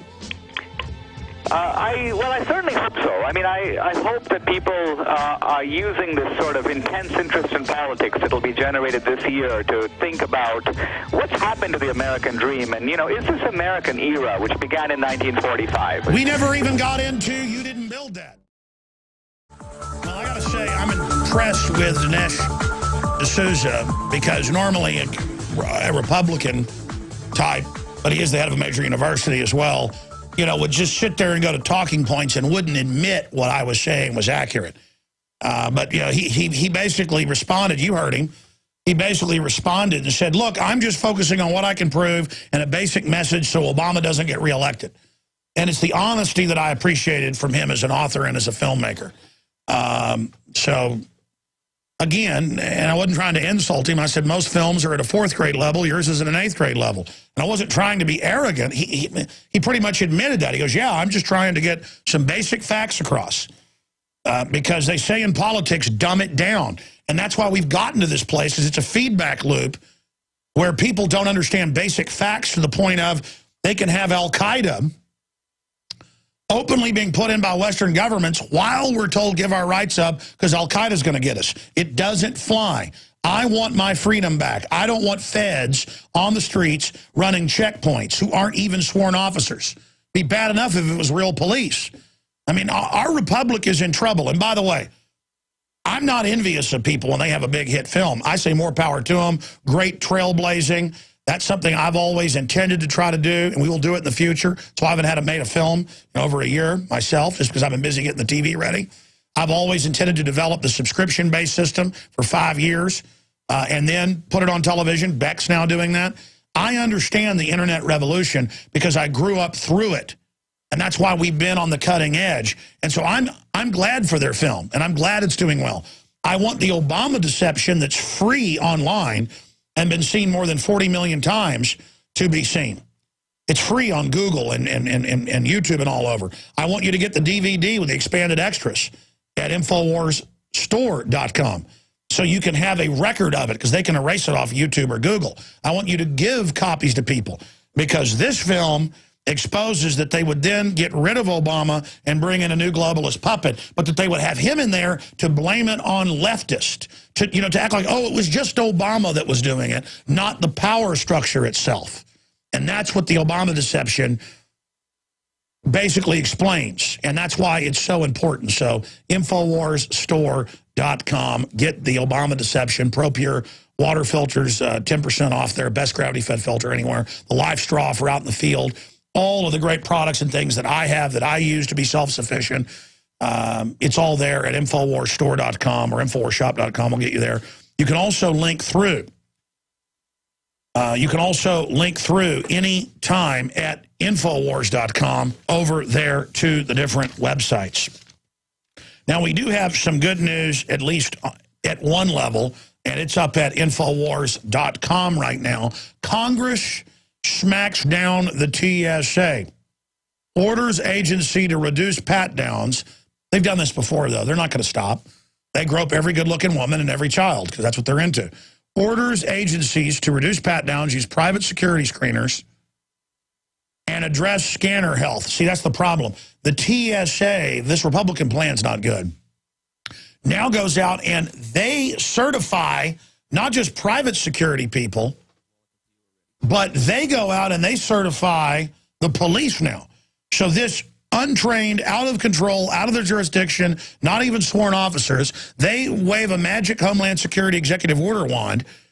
Well, you saw cases of groping at high school proms in places like New Mexico, Santa Fe last year, and the federal judge said, okay, just have TSA there to train you, and then it's okay. Then you can stick your hands down Jenny's pants or Billy's pants. I mean, this is so crazy. So we're running out of the jaws of the TSA into private screeners. They'll do the same thing. They're also saying, oh, trusted travelers will wear a bracelet now. That is only one step away from what Homeland Security looked at 4 years ago, all of us wearing taser bracelets. Yes, you heard me right. And you're like, that'll never happen. Oh, really? They're arresting mothers nationwide for children playing in their front yards or backyards or in the cul-de-sac. They're arresting parents that let their 12-year-olds ride the bike to 7-Eleven. They're arresting, I mean, they're putting cameras in bathrooms everywhere at public schools. I have that in the news today, in the U.S. and in England. Mothers who breastfeed, they're calling the police on. When a woman at the mall sits down and covers herself up, big deal.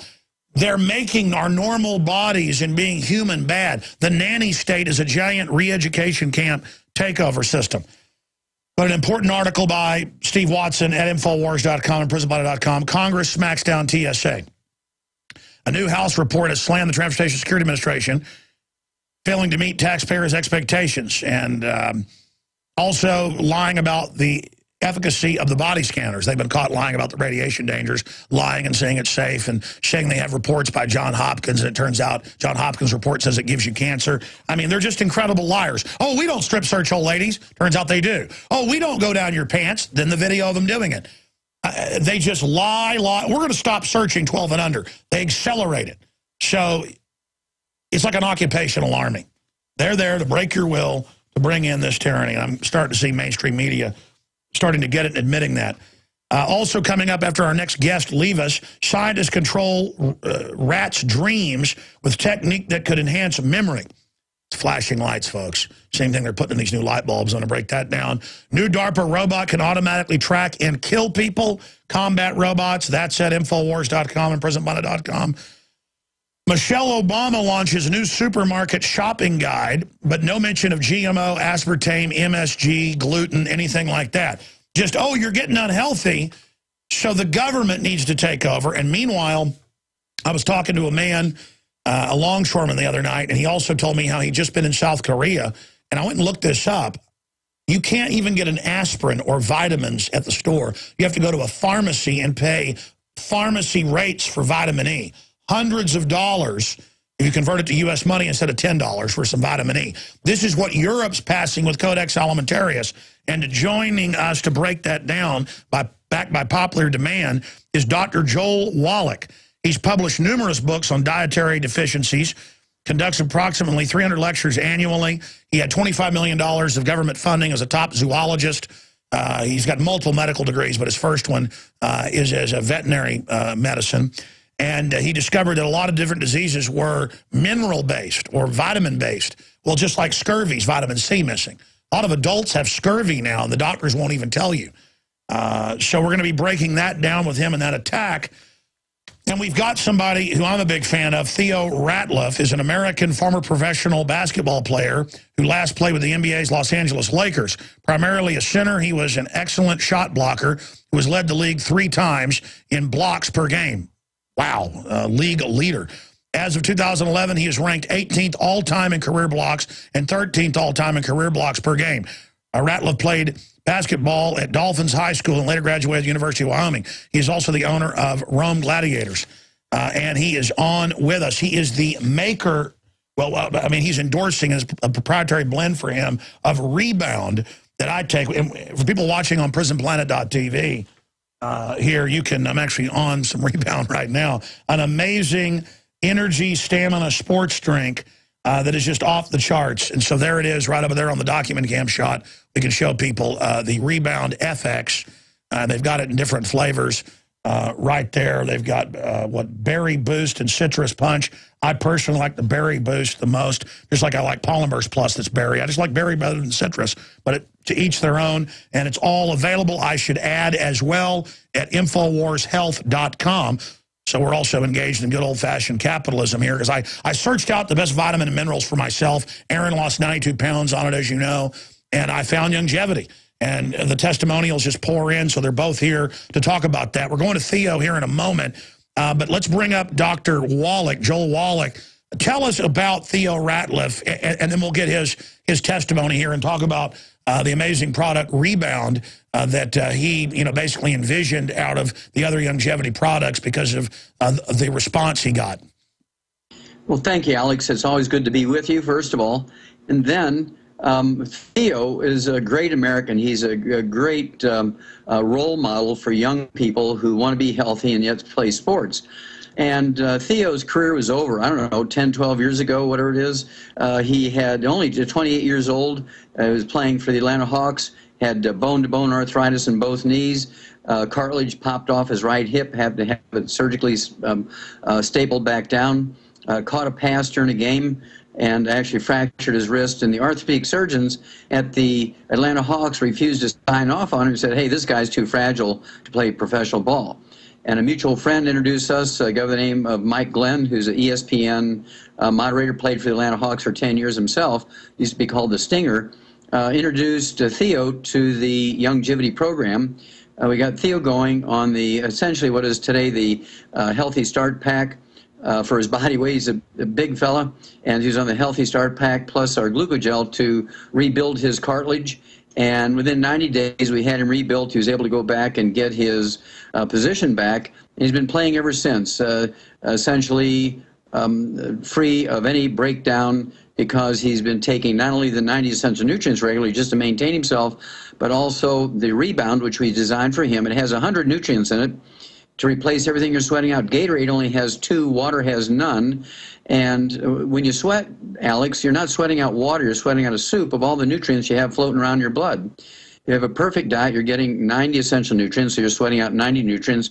Most people don't. They have anywhere from 60 to 70 nutrients floating around their blood, and they sweat them out. And then you drink Gatorade, you're only getting 2 replace it. And that's why people break down in their joints, they break down in their muscles, they have heart attacks, they get diabetes, and they die 25 years early. Amazing. Let's bring him up on the air, Theo Ratliff, to break this down. Theo, thanks for joining us today. Oh, great to be here, man. And thank you for having me on. I don't know if you're Mr. Jones or Alex or what you prefer to be called. Sir, please call me. Please call me Alex. I'll call you Theo. Yes, it's a great opportunity to be on your show. And always my man, Dr. Wallach, always putting out that knowledge and letting people know what the real deal is as far as with these minerals and their health. Describe what happened to you. I mean, he just encapsulated it, but take your time. I mean, because I was reading in sports medicine until recently, they never even really discussed that you need a full spectrum of vitamins and minerals. And then, of course, you guys sweat more than anybody in probably any other sport, I mean, because it's so aerobic. Break down your story. Well, I mean, I've been a guy that always took care of his body, you know, when I was younger. Got proper rest, ate proper foods, did all the right things. And probably it was my second year in the league, going into my third year. I banged knees with somebody, ended up having to go through a microfracture surgery. I had to play the year throughout with a microfracture surgery. And, you know, when you get the microfracture, you know, you get a lot of swelling, a constant swelling, even after you're done. Even after you have the surgery. So I was going through constant swelling, was able to play through it. Lo and behold, ended up going to Philadelphia, playing with Philadelphia, starting, really making a name for myself, leading the leagues in blocks, and just playing well. You know, body was still kind of breaking down at the same time, but I was able to fight through it. But lo and behold, about my 5th year in the league in 2001, I ended up being, you know, one of the top defensive guys in the league at the time. I think we had the best record in the league at the time before the All-Star break, and probably 2-3 games before the All-Star game, I went up to block the shot on, I think it was Dirk Nowitzki in Dallas, and I came down on my wrist, trying to just catch myself. A routine ended up fracturing my wrist. So wasn't able to play.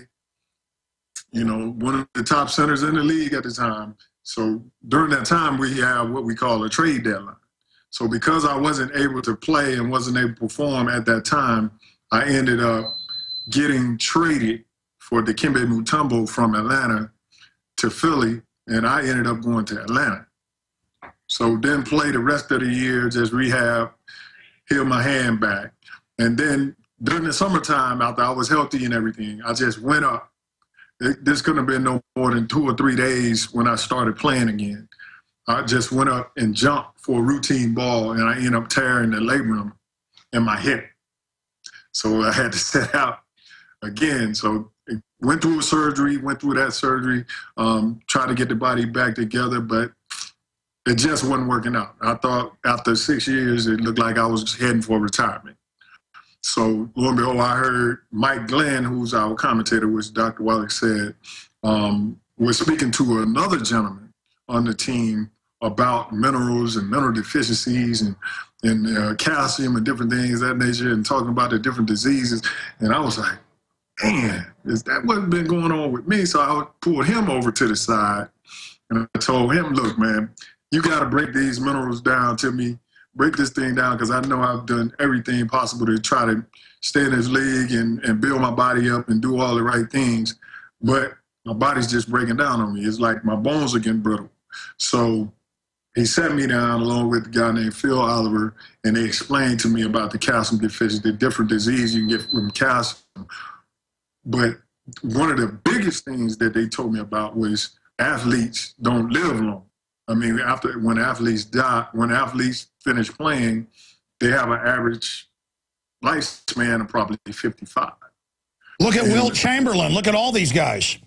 Right, and you see it just from how guys pass away, you know, constantly and throughout the retired ranks.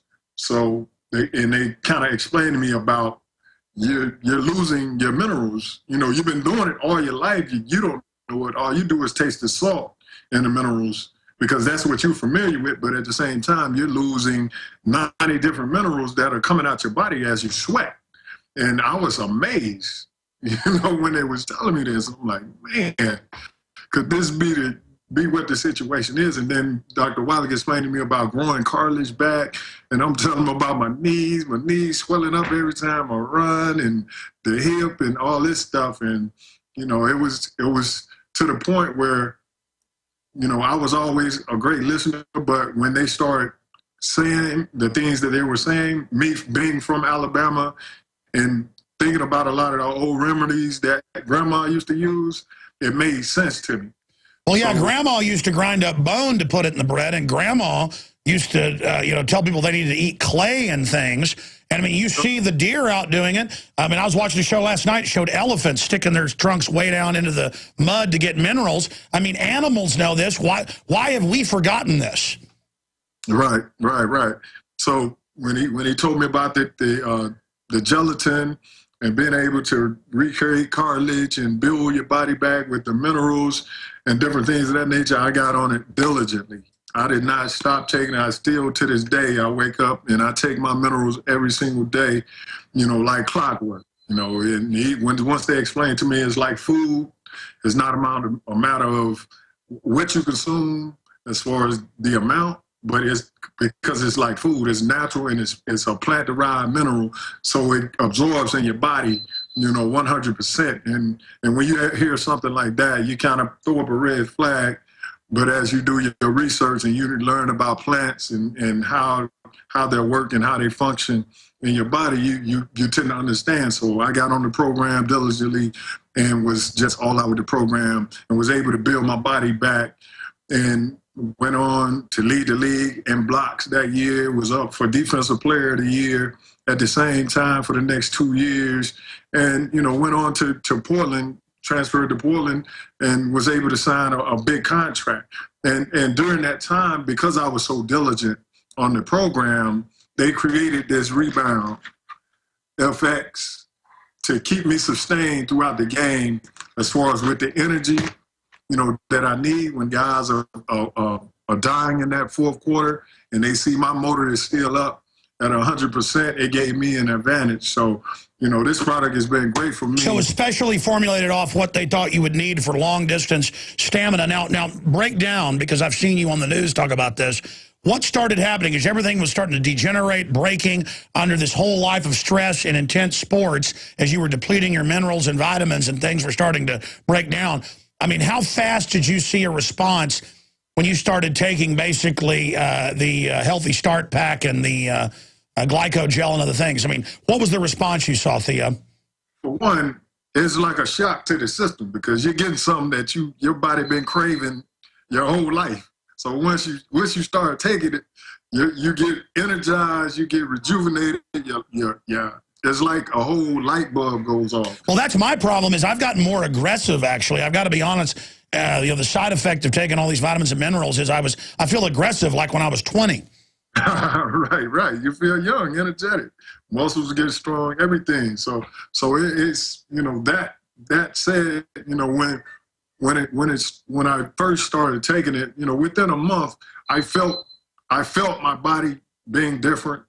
You know, it takes a lot longer because I had the injuries already, pre-existing stuff.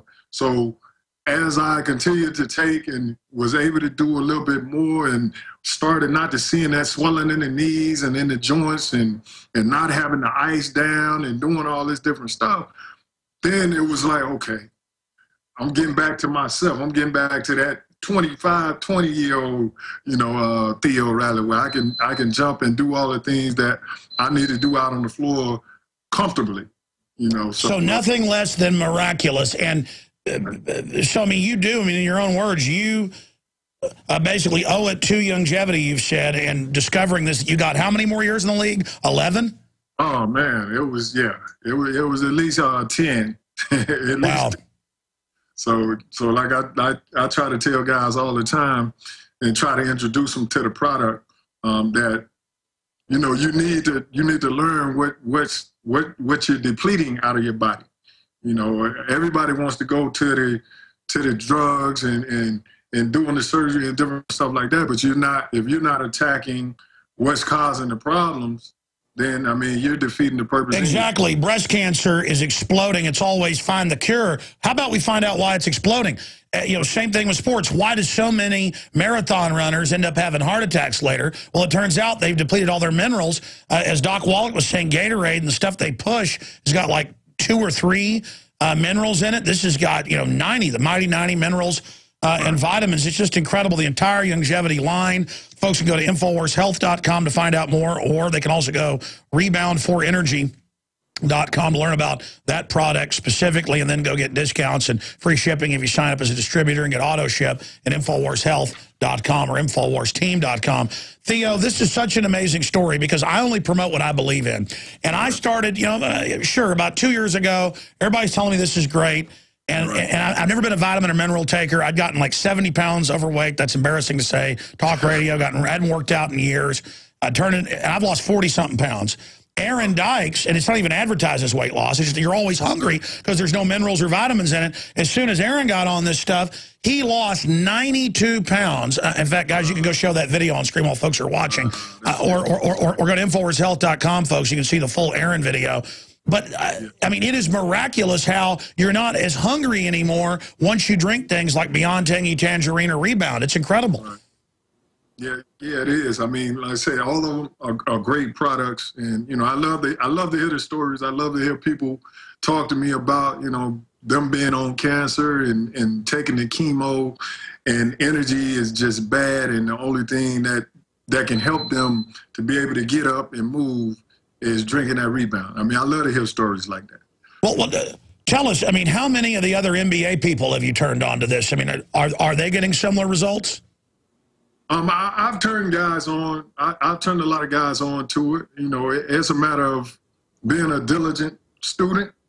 I mean, oh, yeah, I was selling it and didn't really get on it for about a year. Right.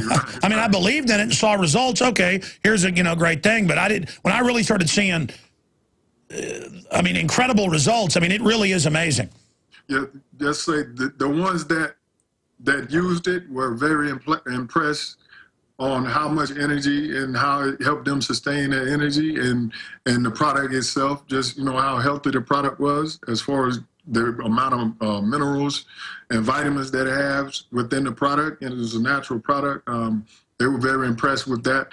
And also, you know, the guys that used it also had pretty long careers where they were pretty much in bad shapes too, because most of the time people don't really turn to this until it's a do or die situation.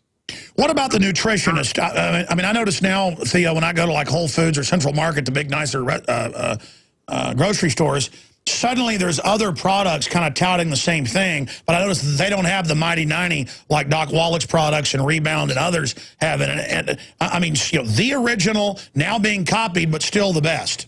Yes, sir. Yes, sir. Yeah. Wow. What does your wife think of this? I mean, if it gave you 10 more years in the NBA, that's a lot of moolah. Oh yeah, she loving it. She enjoying the benefits. Wow, it's amazing. Well, I tell you, I take Rebound before I go into the gym, and my only issue is I'm already pretty wound up, and when you get all the things that are in this, it just, I mean, just absolutely turbocharges you. But I particularly like the liquid version. What's your favorite, the powder or the liquid?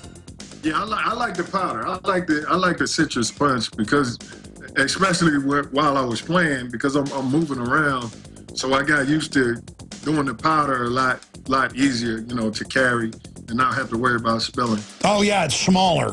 And yes. That's a good point. And they have the packs, the small individual packs. Absolutely. Theo Ratliff is our guest. Folks, Big Pharma does not want you to know about this. This is a real revolution.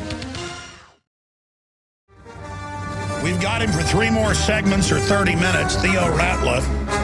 And I'm not even somebody that has time over the years to watch sports, but even I know who he is. One of the top blockers in NBA history, star at the Los Angeles Lakers. The list goes on and on. He also is the owner of the Rome Gladiators, and he also has a degree in communications from the University of Wyoming, and they developed the proprietary Rebound because he was such a fan of longevity and chalks up 10 more years in the league to it. Now, we have Dr. Wallach, and in between Theo getting all excited, me getting excited, the doc sitting over there. But, folks, you know, I mean, I only get excited about stuff I'm excited about. I sound like a carnival barker here. And that's not the best way to pitch something, but I am here promoting this because it really does work. I mean, people that have Alzheimer's, we've seen go on this and get their memory back, like Ted Anderson's dad, and then the doctor says, go off of it. You're not allowed to have vitamin K or leafy vegetables. And his dad has his skin just rotting off with scurvy, basically. And Ted wants the story told. The doctor told his wife, Ted's dad, you know, hey, don't let him have this. Don't let him have Beyond Tangy Tangerine stuff. So he didn't, and now he doesn't know who he is again. I mean, I hate to use that, but it's the truth. I mean, the medical, Dr. Wallach, how many of the medical doctors know this? And how many are just compartmentalized idiots? We know Big Pharma knows it. Well, you're exactly right, Alex. The crime is that all the medical doctors know this, but they're profit-driven, and there's no law requiring a doctor to cure you, and there's a cure available. And so they choose to manage symptoms. For instance, when you have diabetes, if they were to make you an ex-diabetic to cure you, and they can do this, say in 4 weeks, you're able to wean off your medication, go back to normal life, be an ex-diabetic in 4 weeks, the doctor will make $300 in office calls. But if he manages your diabetes for 25 years, he'll make $750,000. So they always go for the management of the disease rather than just getting rid of it. There's no money in it for getting rid of it, and they're a protected monopoly. They have absolutely no competitors. The government protects them. I want to talk about this more when we come back, but sure. This is a short segment, long segment coming up. I mean, you've known Theo a lot longer than I have. I've just seen him on TV, and I'm talking to him here for the first time. What should I be asking Theo right now? Or Theo, jump in here, because I'll run over you. Well, basically, we need to be asking Theo the reason why these other athletes didn't pick up on it, because the average lifespan, when you take all professional athletes, is 62. Professional football players, the average lifespan is 51. It was just a recent study, 51. It's absolutely tragic because they're all dying early because they're sweating out their nutrients and not replacing them. Yeah, Theo, I mean, people are really dumb When people even I know this works, and they're like, oh, I don't need vitamins and minerals. Right.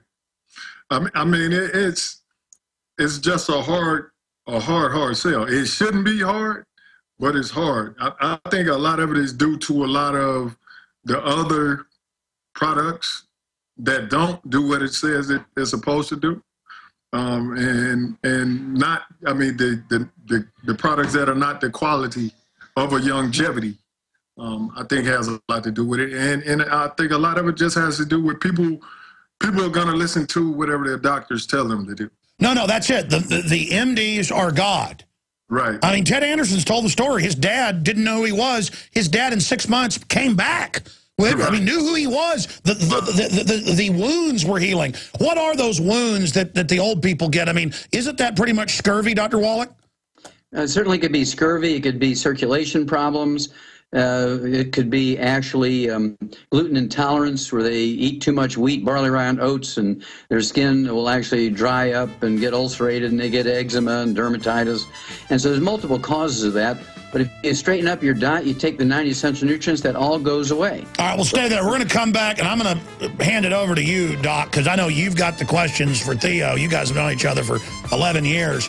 I want to talk about this when we come back. Amazing to have Theo Ratliff. Just retired, got an extra 10 years thanks to longevity. Amazing. I want people to find out about this. InfoWarsHealth.com. Well, he just retired. He got an extra 10 years thanks to finding the secret of full-spectrum vitamins and minerals and trace elements. Theo Ratliff, even a sports moron like me who doesn't even hardly follow it because I'm always focused on researching the New World Order, knows what Theo Ratliff is. He's an American former professional basketball player, just retired, who last played with the NBA's Los Angeles Lakers, and he's listed as one of the all-time greatest blockers, amongst other things.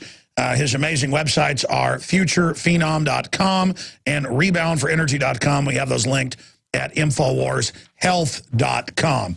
And he joins us right now. He also owns the Rome Gladiators, and he's on with us with Dr. Wallach. Dr. Wallach, I want to ask you this question. Why is exercise without supplementation suicide, in your words? And then I want you, for the remaining 20 minutes we have left with Theo here, to take it away with, I want you to interview him, just because I know you guys have known each other for so long, and I know how much Theo, admires the work you've done. So do I. I want people to realize you're the guy that's beaten the Food and Drug Administration repeatedly in court, or we'd have Codex Alimentarius here banning us having access to vitamin minerals. I mean, it just, I don't people realize who we're on the air with right now and just how much you've done for liberty, buddy, because I'm all about liberty, and this health issue is something we can take control of. The system wants us sick. That's what MD Rockefeller medicine is all about. Well, thank you for the kind words, Alec. Really appreciate that. And you're certainly right. You're my hero, because you're on the people that need to be watched, and we appreciate that. Well, we did actually make a CD based on Theo's stories called Dead Athletes Don't Lie. And this goes on to the statement you mentioned, exercise without supplementation is suicide. And that's because you do sweat out nutrients in great amounts when you sweat. Whether you're exercising, you're a roofer, you're working in a steel factory, you're digging trenches, throwing bales of hay. If you're sweating out whatever nutrients you have floating around in your blood. If you have 90 essential nutrients, which most people don't unless they're supplementing with longevity products, you're sweating out 90 essential nutrients, not just water. If you are only consuming, say, 70 nutrients, you're sweating out all 70 nutrients. You're drinking water, your nutrient levels go down. If you're drinking Gatorade, you're 88 short. If you're drinking Rebound, you're getting all 100 nutrients in Rebound, including all the essential nutrients you need. And so it's imperative, if you're going to sweat, you have to supplement properly, and Rebound is part of the system to replace not only the fluid you're losing, but also the nutrients. We have Olympic athletes, Delisha Jones, who Theo knows very well, great lady, a basketball player. She has won 4 gold medals in Olympics. She's been with us for 12 years, even a year before we started with Theo. And she attributes her 4 gold medals to the Healthy Start packs, the extra glucogel to support and promote maintenance repair of her joints, ligaments, tendons, connective tissue, cartilage, and also she loves the Rebound. And I think she kind of likes looking at Theo's picture, too. She's a great lady. Well, listen to this. I want to break this down for Theo, because I got one question. I kind of interrupted him when he brought this up, then I want you to ask some quick questions and spend some time with Theo while we've got him here. Theo, you started getting into your grandmother, and, you know, folks in the old days knew that you needed minerals. Veterinarians like Doc Wallach, I mean, I've worked for a large animal vet. It's all about minerals. That's what, you know, mineral feeds, mineral blocks. But, I mean, what were you trying to say about your grandma, and that's why this stuff made sense to you? Well, I mean, just from back in the day, Dr. Wallach always tell a great story about, you know, how he got into the minerals on the farm with his father and being on the farm and raising the cattle and different things of that nature and using the minerals. And back in the day, you know, my grandmother, when we got sick or certain things happened, olive oil was always our remedy, which is, you know, vitamin E. You know, so that was always a big thing. And then, you know, I'm from a town called Demopolis, Alabama, so we had the clay. You know, the clay was a big thing. See, I didn't even know you were going to say that, but I said clay because folks in East Texas know eat the certain clay because it's got the minerals in it. Right. And just different things that of that nature. And, you know, back then our ground was so rich in nutrients at the time, growing stuff in the garden and different things of that nature. So it made sense, you know, when he started talking about the plant-derived minerals and the absorption in your body. It's a natural state. It's funny that the old-timers knew all this, because when my dad was sick as a kid, his nanny would try to give him clay and he'd eat it. And at first my grandma was like, hey, that's not good, but he would actually get better when she gave him that and other things. And it turns out she knew what she was doing. Yeah, it's funny how it works like that. They know what they're talking about. Dr. Wallach, what's in the clay versus what's in, I mean, that's the plant-derived minerals, isn't it? Well, the plant-derived minerals are actually a compost. It's actually plants. The clay or mineral silt from fine particles off of rocks. And you're both getting close to the story. And if I may, I'll ask both of you this question. What did your grandma and grandpa do with the wood ashes from their wood stove every morning? Where did they go? It went in the garden. In the garden. In the garden, exactly. Well, wood ashes are not really ashes. Wood ashes are the minerals that are left when you burn wood for fuel. And you put these wood ashes, a.k.a. plant minerals, into the garden. The squash and the sweet potatoes and the onions and the pumpkins and the corn and tomatoes and beans and peas would suck up those minerals. You ate those vegetables and grains, and you got your minerals in that fashion. Well, at 3 o'clock in the afternoon, Monday, September 4th, 1882, Thomas Edison pulled the switch on the first commercial electric generating plant on Pearl Street in New York City. And 5 years later, just about everybody had an electric stove or propane stove or a natural gas stove. And where did you get your minerals? Well, nobody was putting wood ashes into the garden anymore. We began to break down, and that's where the problem came. And of course, when Theo moved away from the farm, living with grandma and great-grandma and his mom, he didn't have access to foods grown and all those minerals from the wood ashes going into the garden every day. He came to the cities where the universities were, and they got food grown from the big farms where they had chemical fertilizer rather than wood ashes. With two minerals in it. Exact, 2 or 3. Plants only need 3. Human beings need 60. So if you're eating a pretty good slice of organically grown multigrain bread baked with love by the pastor's wife in church on Sunday, you're 57 short. And then you've got the trace elements. How important are... Well, you asked the questions. Theo's sitting here, and we're ranting and raving, Doc. We can do that any day. Theo, are there points you want to make? Well, the trace elements, Theo's very familiar with them. These sudden deaths that occur in famous athletes, like Reggie Lewis died of a cardiomyopathy, a heart attack. And of course, these kids, there's somewhere around 75,000 to 100,000 young Americans under the age of 30 drop dead suddenly each year while they're exercising because they sweat out a particular trace element called selenium. A selenium deficiency alone causes hypertrophic cardiomyopathy heart disease, which is the most common cause of sudden death. That happened when I was 8 years old playing football. The star running back just fell over dead of a heart attack, and they did the autopsy. He didn't have any heart defects, and they said, we don't know why he died. Well, he died of a selenium deficiency, and the reason why they say they don't know, every medical examiner should take a course in chemical nutritional deficiencies that cause sudden death. They don't know anything about that, and as a result, this problem is perpetuated. Now, I actually went to China and did 1,200 autopsies on kids under the age of 10 in Qishan province in China that died of this cardiomyopathy heart disease. It's published in an international journal. It's amazing. So Theo, give us your take on the trace minerals. Not to cut you off, Doc. Yeah, a lot of the guys in the league tend to have heart issues after they're done. And, you know, from being a part of longevity and speaking with Dr. Wallach and speaking to some of the professionals on the selenium, you know, if you're taking the selenium, then those things go away. And like I said, when you're playing, you're sweating out your nutrients, you're sweating out your minerals, you're breaking down your calcium in your body. So you have so many different diseases and so many different things that mineral deficiencies create diseases from, that if you don't put it in, then everything starts to break down. But if the doctors tell you, they won't get to chop you up and make money. Right. It pains me to see some of these retired guys that I see now, you know, being retired. I see a lot more of the guys, and their bodies are broken down and need replacements, hip replacements, shoulder. I mean, it goes on and on and on.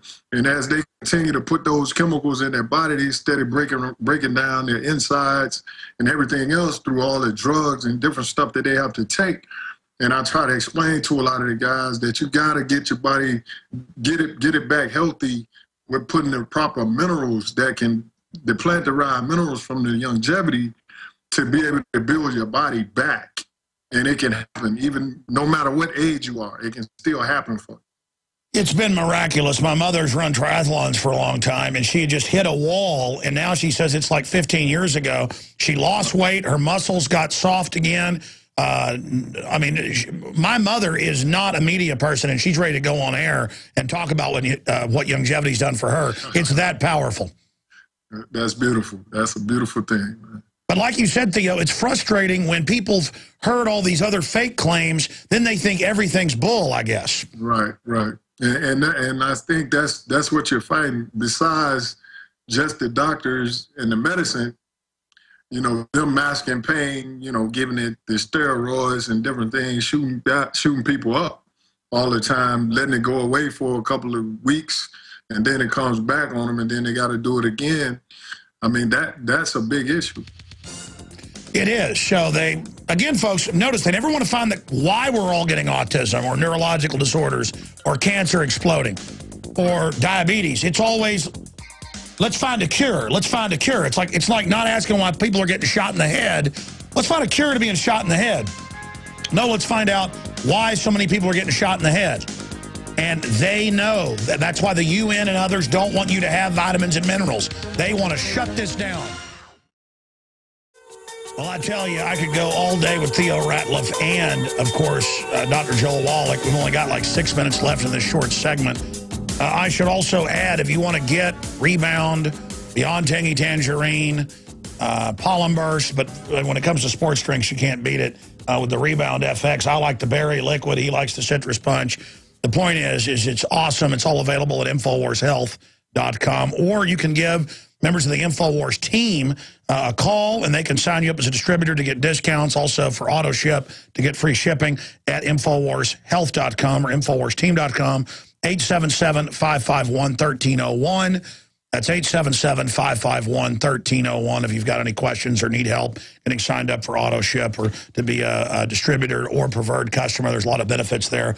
You can find it at InfoWarsTeam.com. Theo, we're going to let you go here at the break. I'm going to come back with a few minutes just with Wallach because I know he's chomping at the bit to talk about things. But I've been asking a lot of questions. What else would you like to tell people about longevity, about Rebound, about how big a deal it is? Because I mean, people know me. I don't just sit here and harp and harp and harp on things that I'm pitching. Sure, we make money out of this, but I make money out of things I believe in that fight the tyranny, fight the corrupt medical system. I sleep really good at night promoting this, and that's why it's getting so big.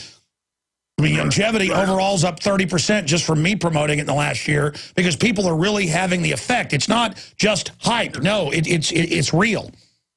Well, Well, I just want to say that we appreciate you. We appreciate what you do and what you've done, for longevity and for the Rebound product has been great, getting the word out to people about this great product. And, we just want you to keep on doing your thing and keep letting people know, opening people's eyes up to what's really going on as far as out there with their health.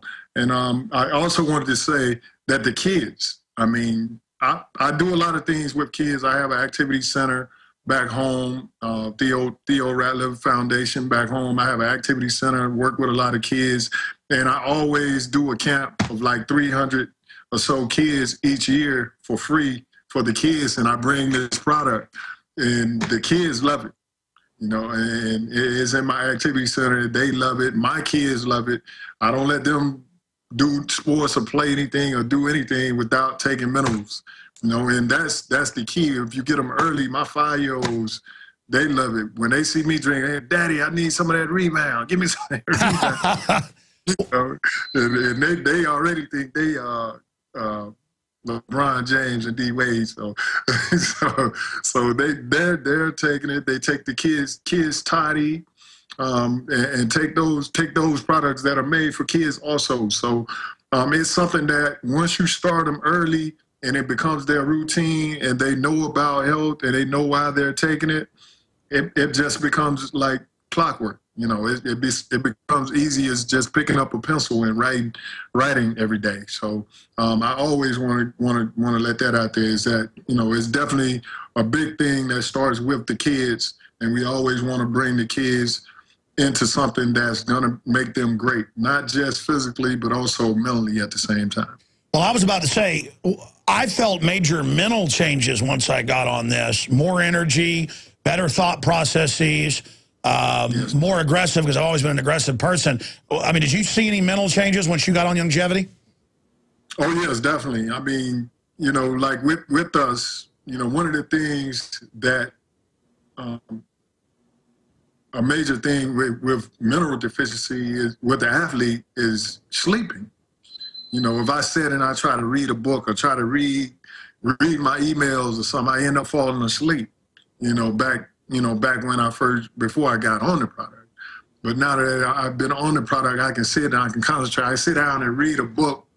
I was about to say that's a side effect, even though a good one. Even though Beyond Tangy Tangerine has no green tea extract, no stimulant, my mother and I, we've all noticed, if you take it at night, you're hungry at 10, you drink it, you're not hungry anymore. Problem is, you're not going to sleep. You're going to be very active. Yeah, because drugs wish that they were food. They wish they were minerals and vitamins. Drugs try to... it's just amazing. It's amazing that the system knows this. Big Pharma's out of business if this word gets out there. Oh, yeah. Oh, yeah. Like I say, it's a great thing, but it'll be a lot more healthier people. That's the whole goal. Well, we're getting the word out to a lot of professional athletes right now. They need to all try Rebound. And you know what, athletes, if you try and it doesn't have an effect, you can call in. We don't screen the calls and tell me I'm a liar. But I know that's not going to happen because Longevity has developed the formula. They are the trailblazers, InfoWarsHealth.com. And you can also visit Theo's excellent websites, ReboundForEnergy.com, FuturePhenom.com. And he also has some other sites you can find there on that site as well. But go to InfoWarsHealth.com and see the Aaron Dykes testimonial and before and afters. You can see my before and afters. I've still got some weight to lose, but I've lost over 40 pounds, and it's not even advertised as weight loss. Wow, well, one of the top people in the NBA. Theo, I'm sorry, go ahead, sir. I said keep on losing that weight. All right, God bless you. Theo, thank you so much. All right, I'm going to spend 5 more minutes with Doc Wallach and then move on to the news that we haven't gotten to and some of the top stories here. But we just spent an hour on this because, yeah, Longevity, InfoWarsHealth.com, the discounts there, it helps fund our news organization. We're not like George Soros that gets banker bailout money and then, uses it to fund anti-America groups and anti-liberty groups. Or MSNBC, they got, what was it, $500 million of stimulus money to give $1 million raises to Rachel Maddow. We're here promoting and selling things that we believe in, that we use, whether it's ProPure discounted at InfoWars.com or whether it's the Longevity products discounted there at InfoWarsHealth.com. But the revolution of minerals itself, I wanted to spring this on Dr. Wallach. My dad, who I think I am going to get in studio about a bunch of issues, he's a dentist, oral surgeon. He goes down, he volunteers for a big charity, and once a year he goes to Belize, or he goes to Mexico, or he goes to Central America. For the first time, he went to Paraguay earlier this year for a couple weeks.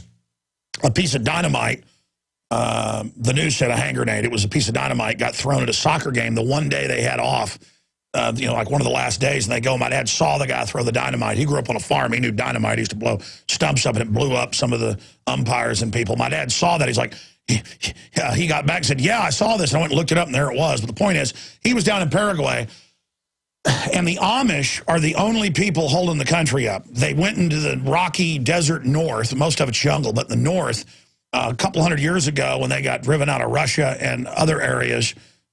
And so they went there, and they developed it, and now they produce more than half the food in the country. And my dad has all the names, but there's this one head Amish guy who's basically industrializing the whole country for people now. You think of them as not being industrial, but, you know, just basic, you know, food, water, you know, aquifers, all this stuff that the Amish know. And it's one of the biggest Amish colonies down there. And my dad had all the literature and stuff. It was in Spanish. He can read Spanish. I can't. But he was explaining that they used to have all these street kids there, and they have them all over Latin America. Who are basically have different disorders, mentally retarded, but not genetically. They don't have extra chromosomes or chromosomal problems. They just have all sorts of mental problems. They're stunted. And it was very simple. There's no nutrition. The few orphanages that give them, you know, beans and rice, they're not getting what they need. The Amish have started giving in little candies minerals, and basically I was looking at it, it's close to longevity. What they've come up with down there, they just give the little kids, the Mennonites do, and the Amish, and the UN's trying to shut them down and hates them because they want to deindustrialize it. But the point is, that's exactly what's going on. And so now the Amish are helping people with incredible results because the kids will eat the candies, and now it's eradicating all these different disorders. Just amazing that this knowledge is starting to be discovered by others, Dr. Wallach. Well, it's a good thing, Alex. Certainly is the basic need of all vertebrates, whether you're a turtle or an elephant or a human being. We all need the 90 essential nutrients, and this is a worldwide thing. The top 20 longevity cultures around the world are found all over the place, including Central America and South America. And it's by dumb luck, they live in a place that has lots of minerals in the soil, and the wood they burn, the trees suck up the minerals, and they put the wood ashes in the gardens. Well, these are relatively small areas. We can't get 7 billion people from the entire world populations to move into those places. So we have to create the same environment wherever we are, and we can do this by supplementation. We can add 25 to 50 healthful years to our life. We can take a broken down professional athlete like Theo, who's become just an icon in professional athletics, to add 10 years to his professional playing life just by taking a supplement. I mean, you think about that. What if you can add 10 years to everybody's life in America in a healthful way? I believe we can do that. And this is a worldwide problem. And it's something that through your help, and you're one of our heroes, certainly, getting this message out, because we can save America through your help financially and certainly health-wise. And I don't mind if the doctors go out of business, so we really don't need them. They have legislated themselves into a certain position where they have a... Well, look at what police states they are. I mean, marijuana has shown it has no bad effects on fetuses, but they'll tell women, take Prozac, take all these drugs that we know attack them, take vaccines. Until 4 years ago, all medical doctors, all inserts said don't give pregnant women vaccines. It causes autoimmune problems. It causes miscarriages. Now they're pushing it, and I see the stories rolling in of professional women who aren't even pot smokers going in. They don't tell you they're blood testing you for drugs. Boom, THC, they come take your baby. They don't tell you these hospitals are prisons now. They're now making the healthcare providers take vaccines. It happened in Russia, it happened in Nazi Germany, it happened in Soviet China, or communist China, that the medical system is a tyranny. It's great if your leg's broken, it does some good, but that's kind of like the mafia does some good. Yeah, but they also do a lot more bad. Exactly. Well, I'll tell you, there was a recent one. Of course, you know Neil Armstrong died. He was actually killed by a doctor. He didn't die of a heart attack. He had his physical, And he was 82 years old, and they said, you know, you're pretty strong, Neil, for 82 years old, but you got this little blockage in your artery. Why don't you let us do a bypass before you have a heart attack? You know, if you have a heart attack, you're in a crisis, you might die. But now you're healthy. Now's the time to let us do a bypass. And they did a bypass on him, and he died of a blood clot as a result of that surgery. These doctors killed Neil Armstrong. They don't get an investigation. They don't get a urine test to see if they were drunk. They don't get a urine test to see if they're on drugs.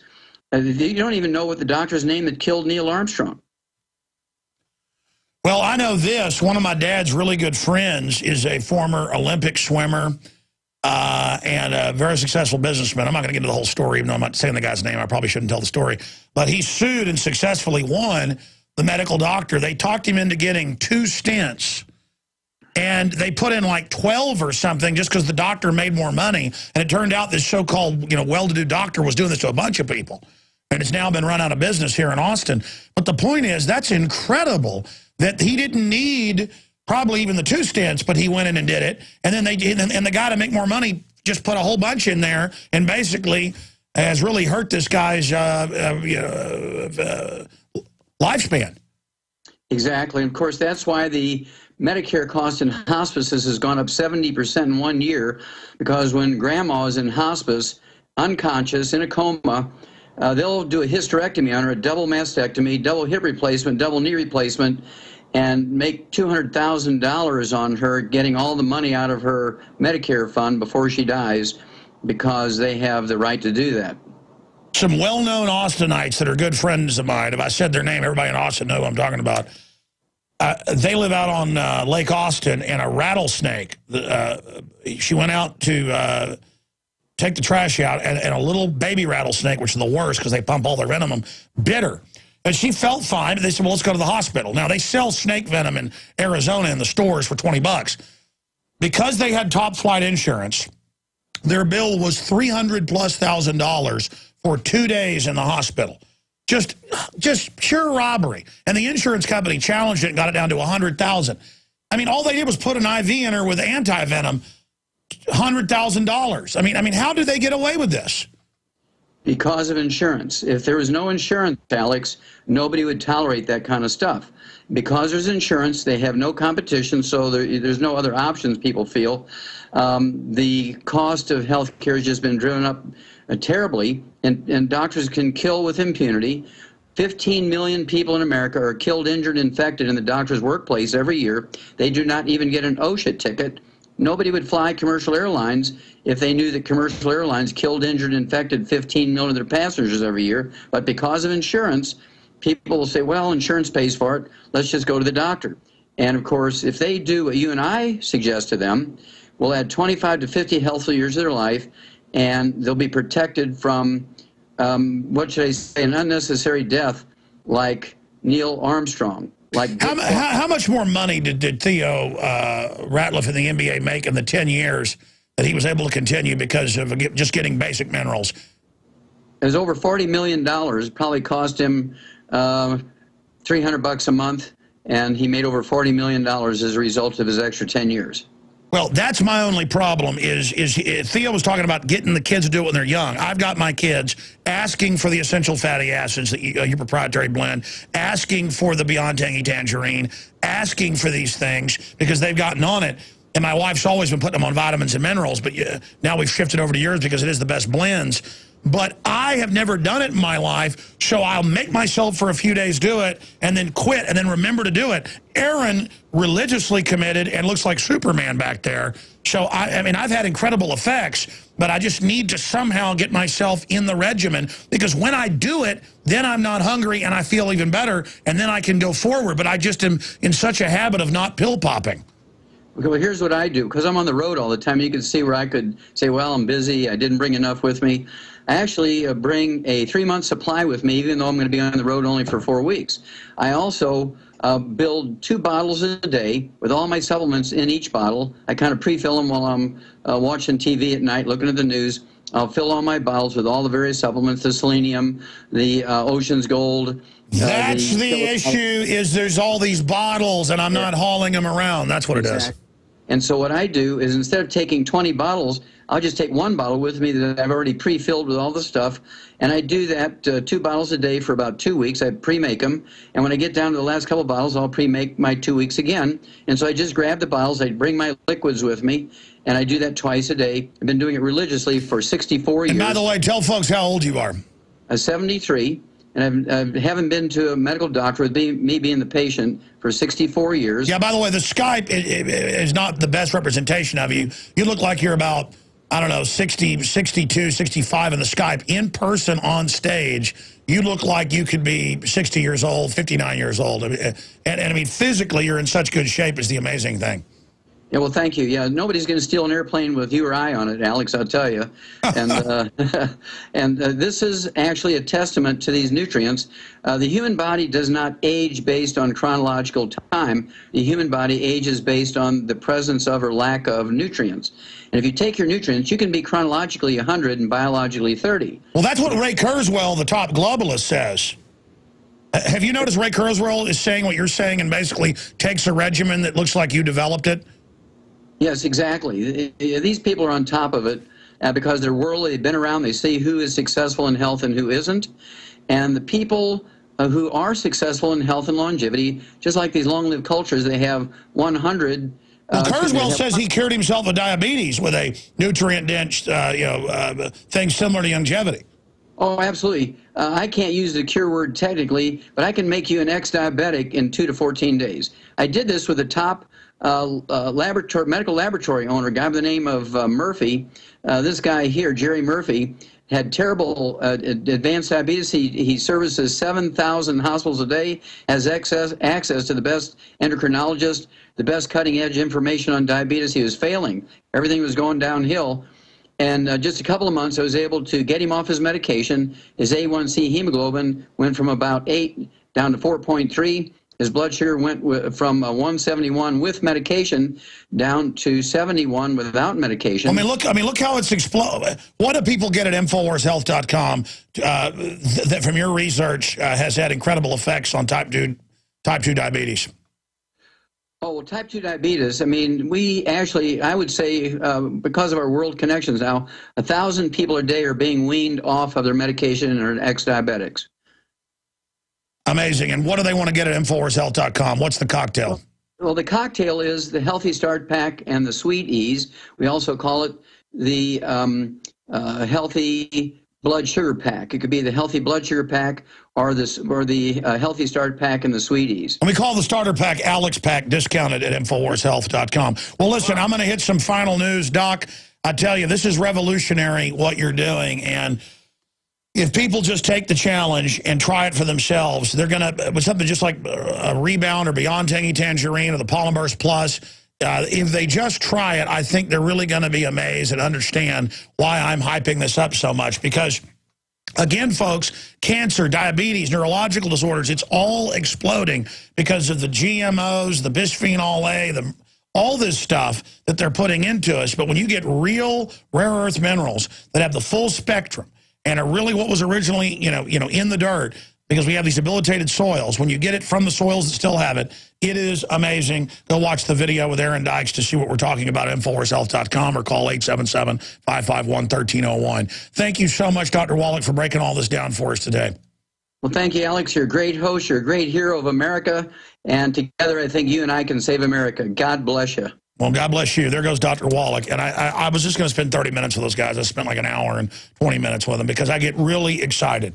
There's all this stuff going on in the world, all this craziness. But if we can expose why we're getting so sick, how it's engineered, it just mitigates so much of it. I mean, the effects are just absolutely nothing less than miraculous is the only word to describe it. And when you purchase the products, it funds the operation, the reporters, everything we do. Again, we're listener-supported, InfoWarsTeam.com or InfoWarsHealth.com or 877-551-1301. They're not operators standing by. They're distributors for InfoWars. They're part of our team. When you call that number, they can answer all of your questions. Okay, I already covered a lot of this, but I didn't cover a lot of it. So let me, in this short time we have left before we go to break, when we come back, get into all this. Look at this. How China and U.S. secretly tested genetically modified golden rice on children. Chinese health authorities are investigating allegations genetically modified rice has been tested on Chinese children as part of a research project backed by the U.S. Department of Agriculture. And it just goes into what they did, 6 and 8 years old. Well, I mean, what about the U.S. government paid Israel to irradiate 110,000 of their kids in the Ringworm Project? Here's a story at Infowars.com, and it links right through to the news over in Japan. Fukushima fish have 258 times safe levels of radiation, and we now learn within 3 months of the blow-up, tuna caught off San Diego had high levels of radiation, and the government kept that secret and just let you eat it. Amazing to have that news. Speaking of China, I've got it here in my stack. I don't know if I'll find it in time, where, again, Al Gore's company, he's on the board, is helping them do test and forced abortions at the Apple plants in China. I mean, I've said I know Apple tracks and traces you, and they've got a good pitch and good products, but I mean, it's just an evil company. But they're all evil, but Apple is so much more evil. It's like they're so evil, and they tell you they're these great liberals. I mean, let me tell you something, folks. If I was on the board of Apple, there wouldn't be one-child abortions going on at the factory or suicide nets, and people would work 8 hours a day, or if they wanted bonuses and we needed, they could voluntarily work for more. And here's the thing. Almost nothing goes into manufacturing these. I've seen the numbers. It's pure evil greed. Pure evil greed for a few dollars per iPhone. Those people can be treated like humans. And it's not a free market. They use a communist system to do it. Al Gore is a maggot of hell. Al Gore, you murderer. You are a murdering scumbag. Ugh. And by the way, I really do think Al Gore is a murderer. He backed the bombing of Serbia, backing al-Qaeda, bombing their country with DU. I don't have a dog in the fight, Serb, Croat, Muslim. It's just the facts of the facts. He has backed policies at the Foxconn factory where people are committing suicide en masse. He's just a pig. And it's time to call that maggot slave factory running piece of trash out, who wants to run around and talk about how he's so liberal all day and wants to come into towns where I live, like Austin, and sit there and push Agenda 21 to pay that fat hog more of my money and your money. I'm sick of these people. It's time to call them out for what they are. Look at this, London Telegraph. Notice how they spin this. Do you catch this? Chinese man was unlawfully sent to re-education through labor camp. And they go on to say, oh, it's not that we send millions to re-education camps. That's wrong. This guy was wrongfully sent. London Telegraph today. Here's the article. A Chinese man who served 2 years in a re-education through labor. What's in the new Army manuals? Re-education through labor. Camp is entitled to compensation after a local panel ruled he was unlawfully sent there, according to his lawyer. I guarantee you, folks, if they came out and said, we're going to start sending people to re-education camps who are politically incorrect, people would line up and support it just to be politically correct. And bye-bye, Alex. Go into the slave camp. This will teach you. I'm telling you, this is who these... I had the Zeitgeist creator guy on one time, and I said, well, what'll happen if I don't want... He goes, well, you'll be sent for re-education. And then years later, I'm like, hey, come back on the show. He goes, you've got to retract that. I never said that. Here's the video. And I went and looked at it, and there he was saying it. Again, I'm not getting in a fight with the Zeitgeist people, but come on, folks. Re-education camps if I don't want to go live in the plastic city. And here's that article on the New American Magazine. Apple Corps allows forced one-child pregnancy screening of its employees in China. Every month, they're at the medical tyranny at the Apple plant. Here it is. LifeSite News recently reported the story of Qin Zhongqing, a dissident who escaped from China as a shining spotlight on Apple Corporation, whose employees at factories in China are compelled to undergo monthly pregnancy tests. Yeah, under Agenda 21... you live in a building and the factory's under it, and then you're under all this medical tyranny. We're already here. They're already shooting our kids up with vaccines without parental consent. They're already arresting mothers who have kids playing in the cul-de-sac or in their backyard, watching them. My kids, when I lived in the town, played in the cul-de-sac at the end of the street, and I wasn't watching them. Come arrest me, you nutcases, you control freaks. Here's AP. British school puts cameras in bathrooms and lockers, in the bathroom stalls. I saw stories 12 years ago in Tennessee and in, what was it, Missouri, and a bunch, Sacramento, California. There was one case in Tennessee where the visiting school for, what was it, 7th grade girls basketball. You can pull this up. They came, and they were in the showers and noticed cameras and ran out screaming, and the parents all got upset and called the cops. And they were like, wait, it's all right. We watch people in the showers here. Again, it's body snatcher level what we end up putting up with in this country. And they report it like, what's the big deal? People are concerned there's cameras in the bathroom stalls. It's for your safety. And that's in England. We've had this for a long time. It's going in all over the place. And now new DARPA robot can autonomously track and kill people. That's at Infowars.com. Got a lot of other news up there right now. Look, we need to get upset. We need to get out of our comfort zone, out of our normalcy bias, and realize, hey, that guy we thought was crazy named Alex Jones, he wasn't crazy. He was freaked out. Sure, he was aggressive enough to not put up with it, but folks, this stuff's all real, okay? We got to say no to it or it's going to get 100 times worse.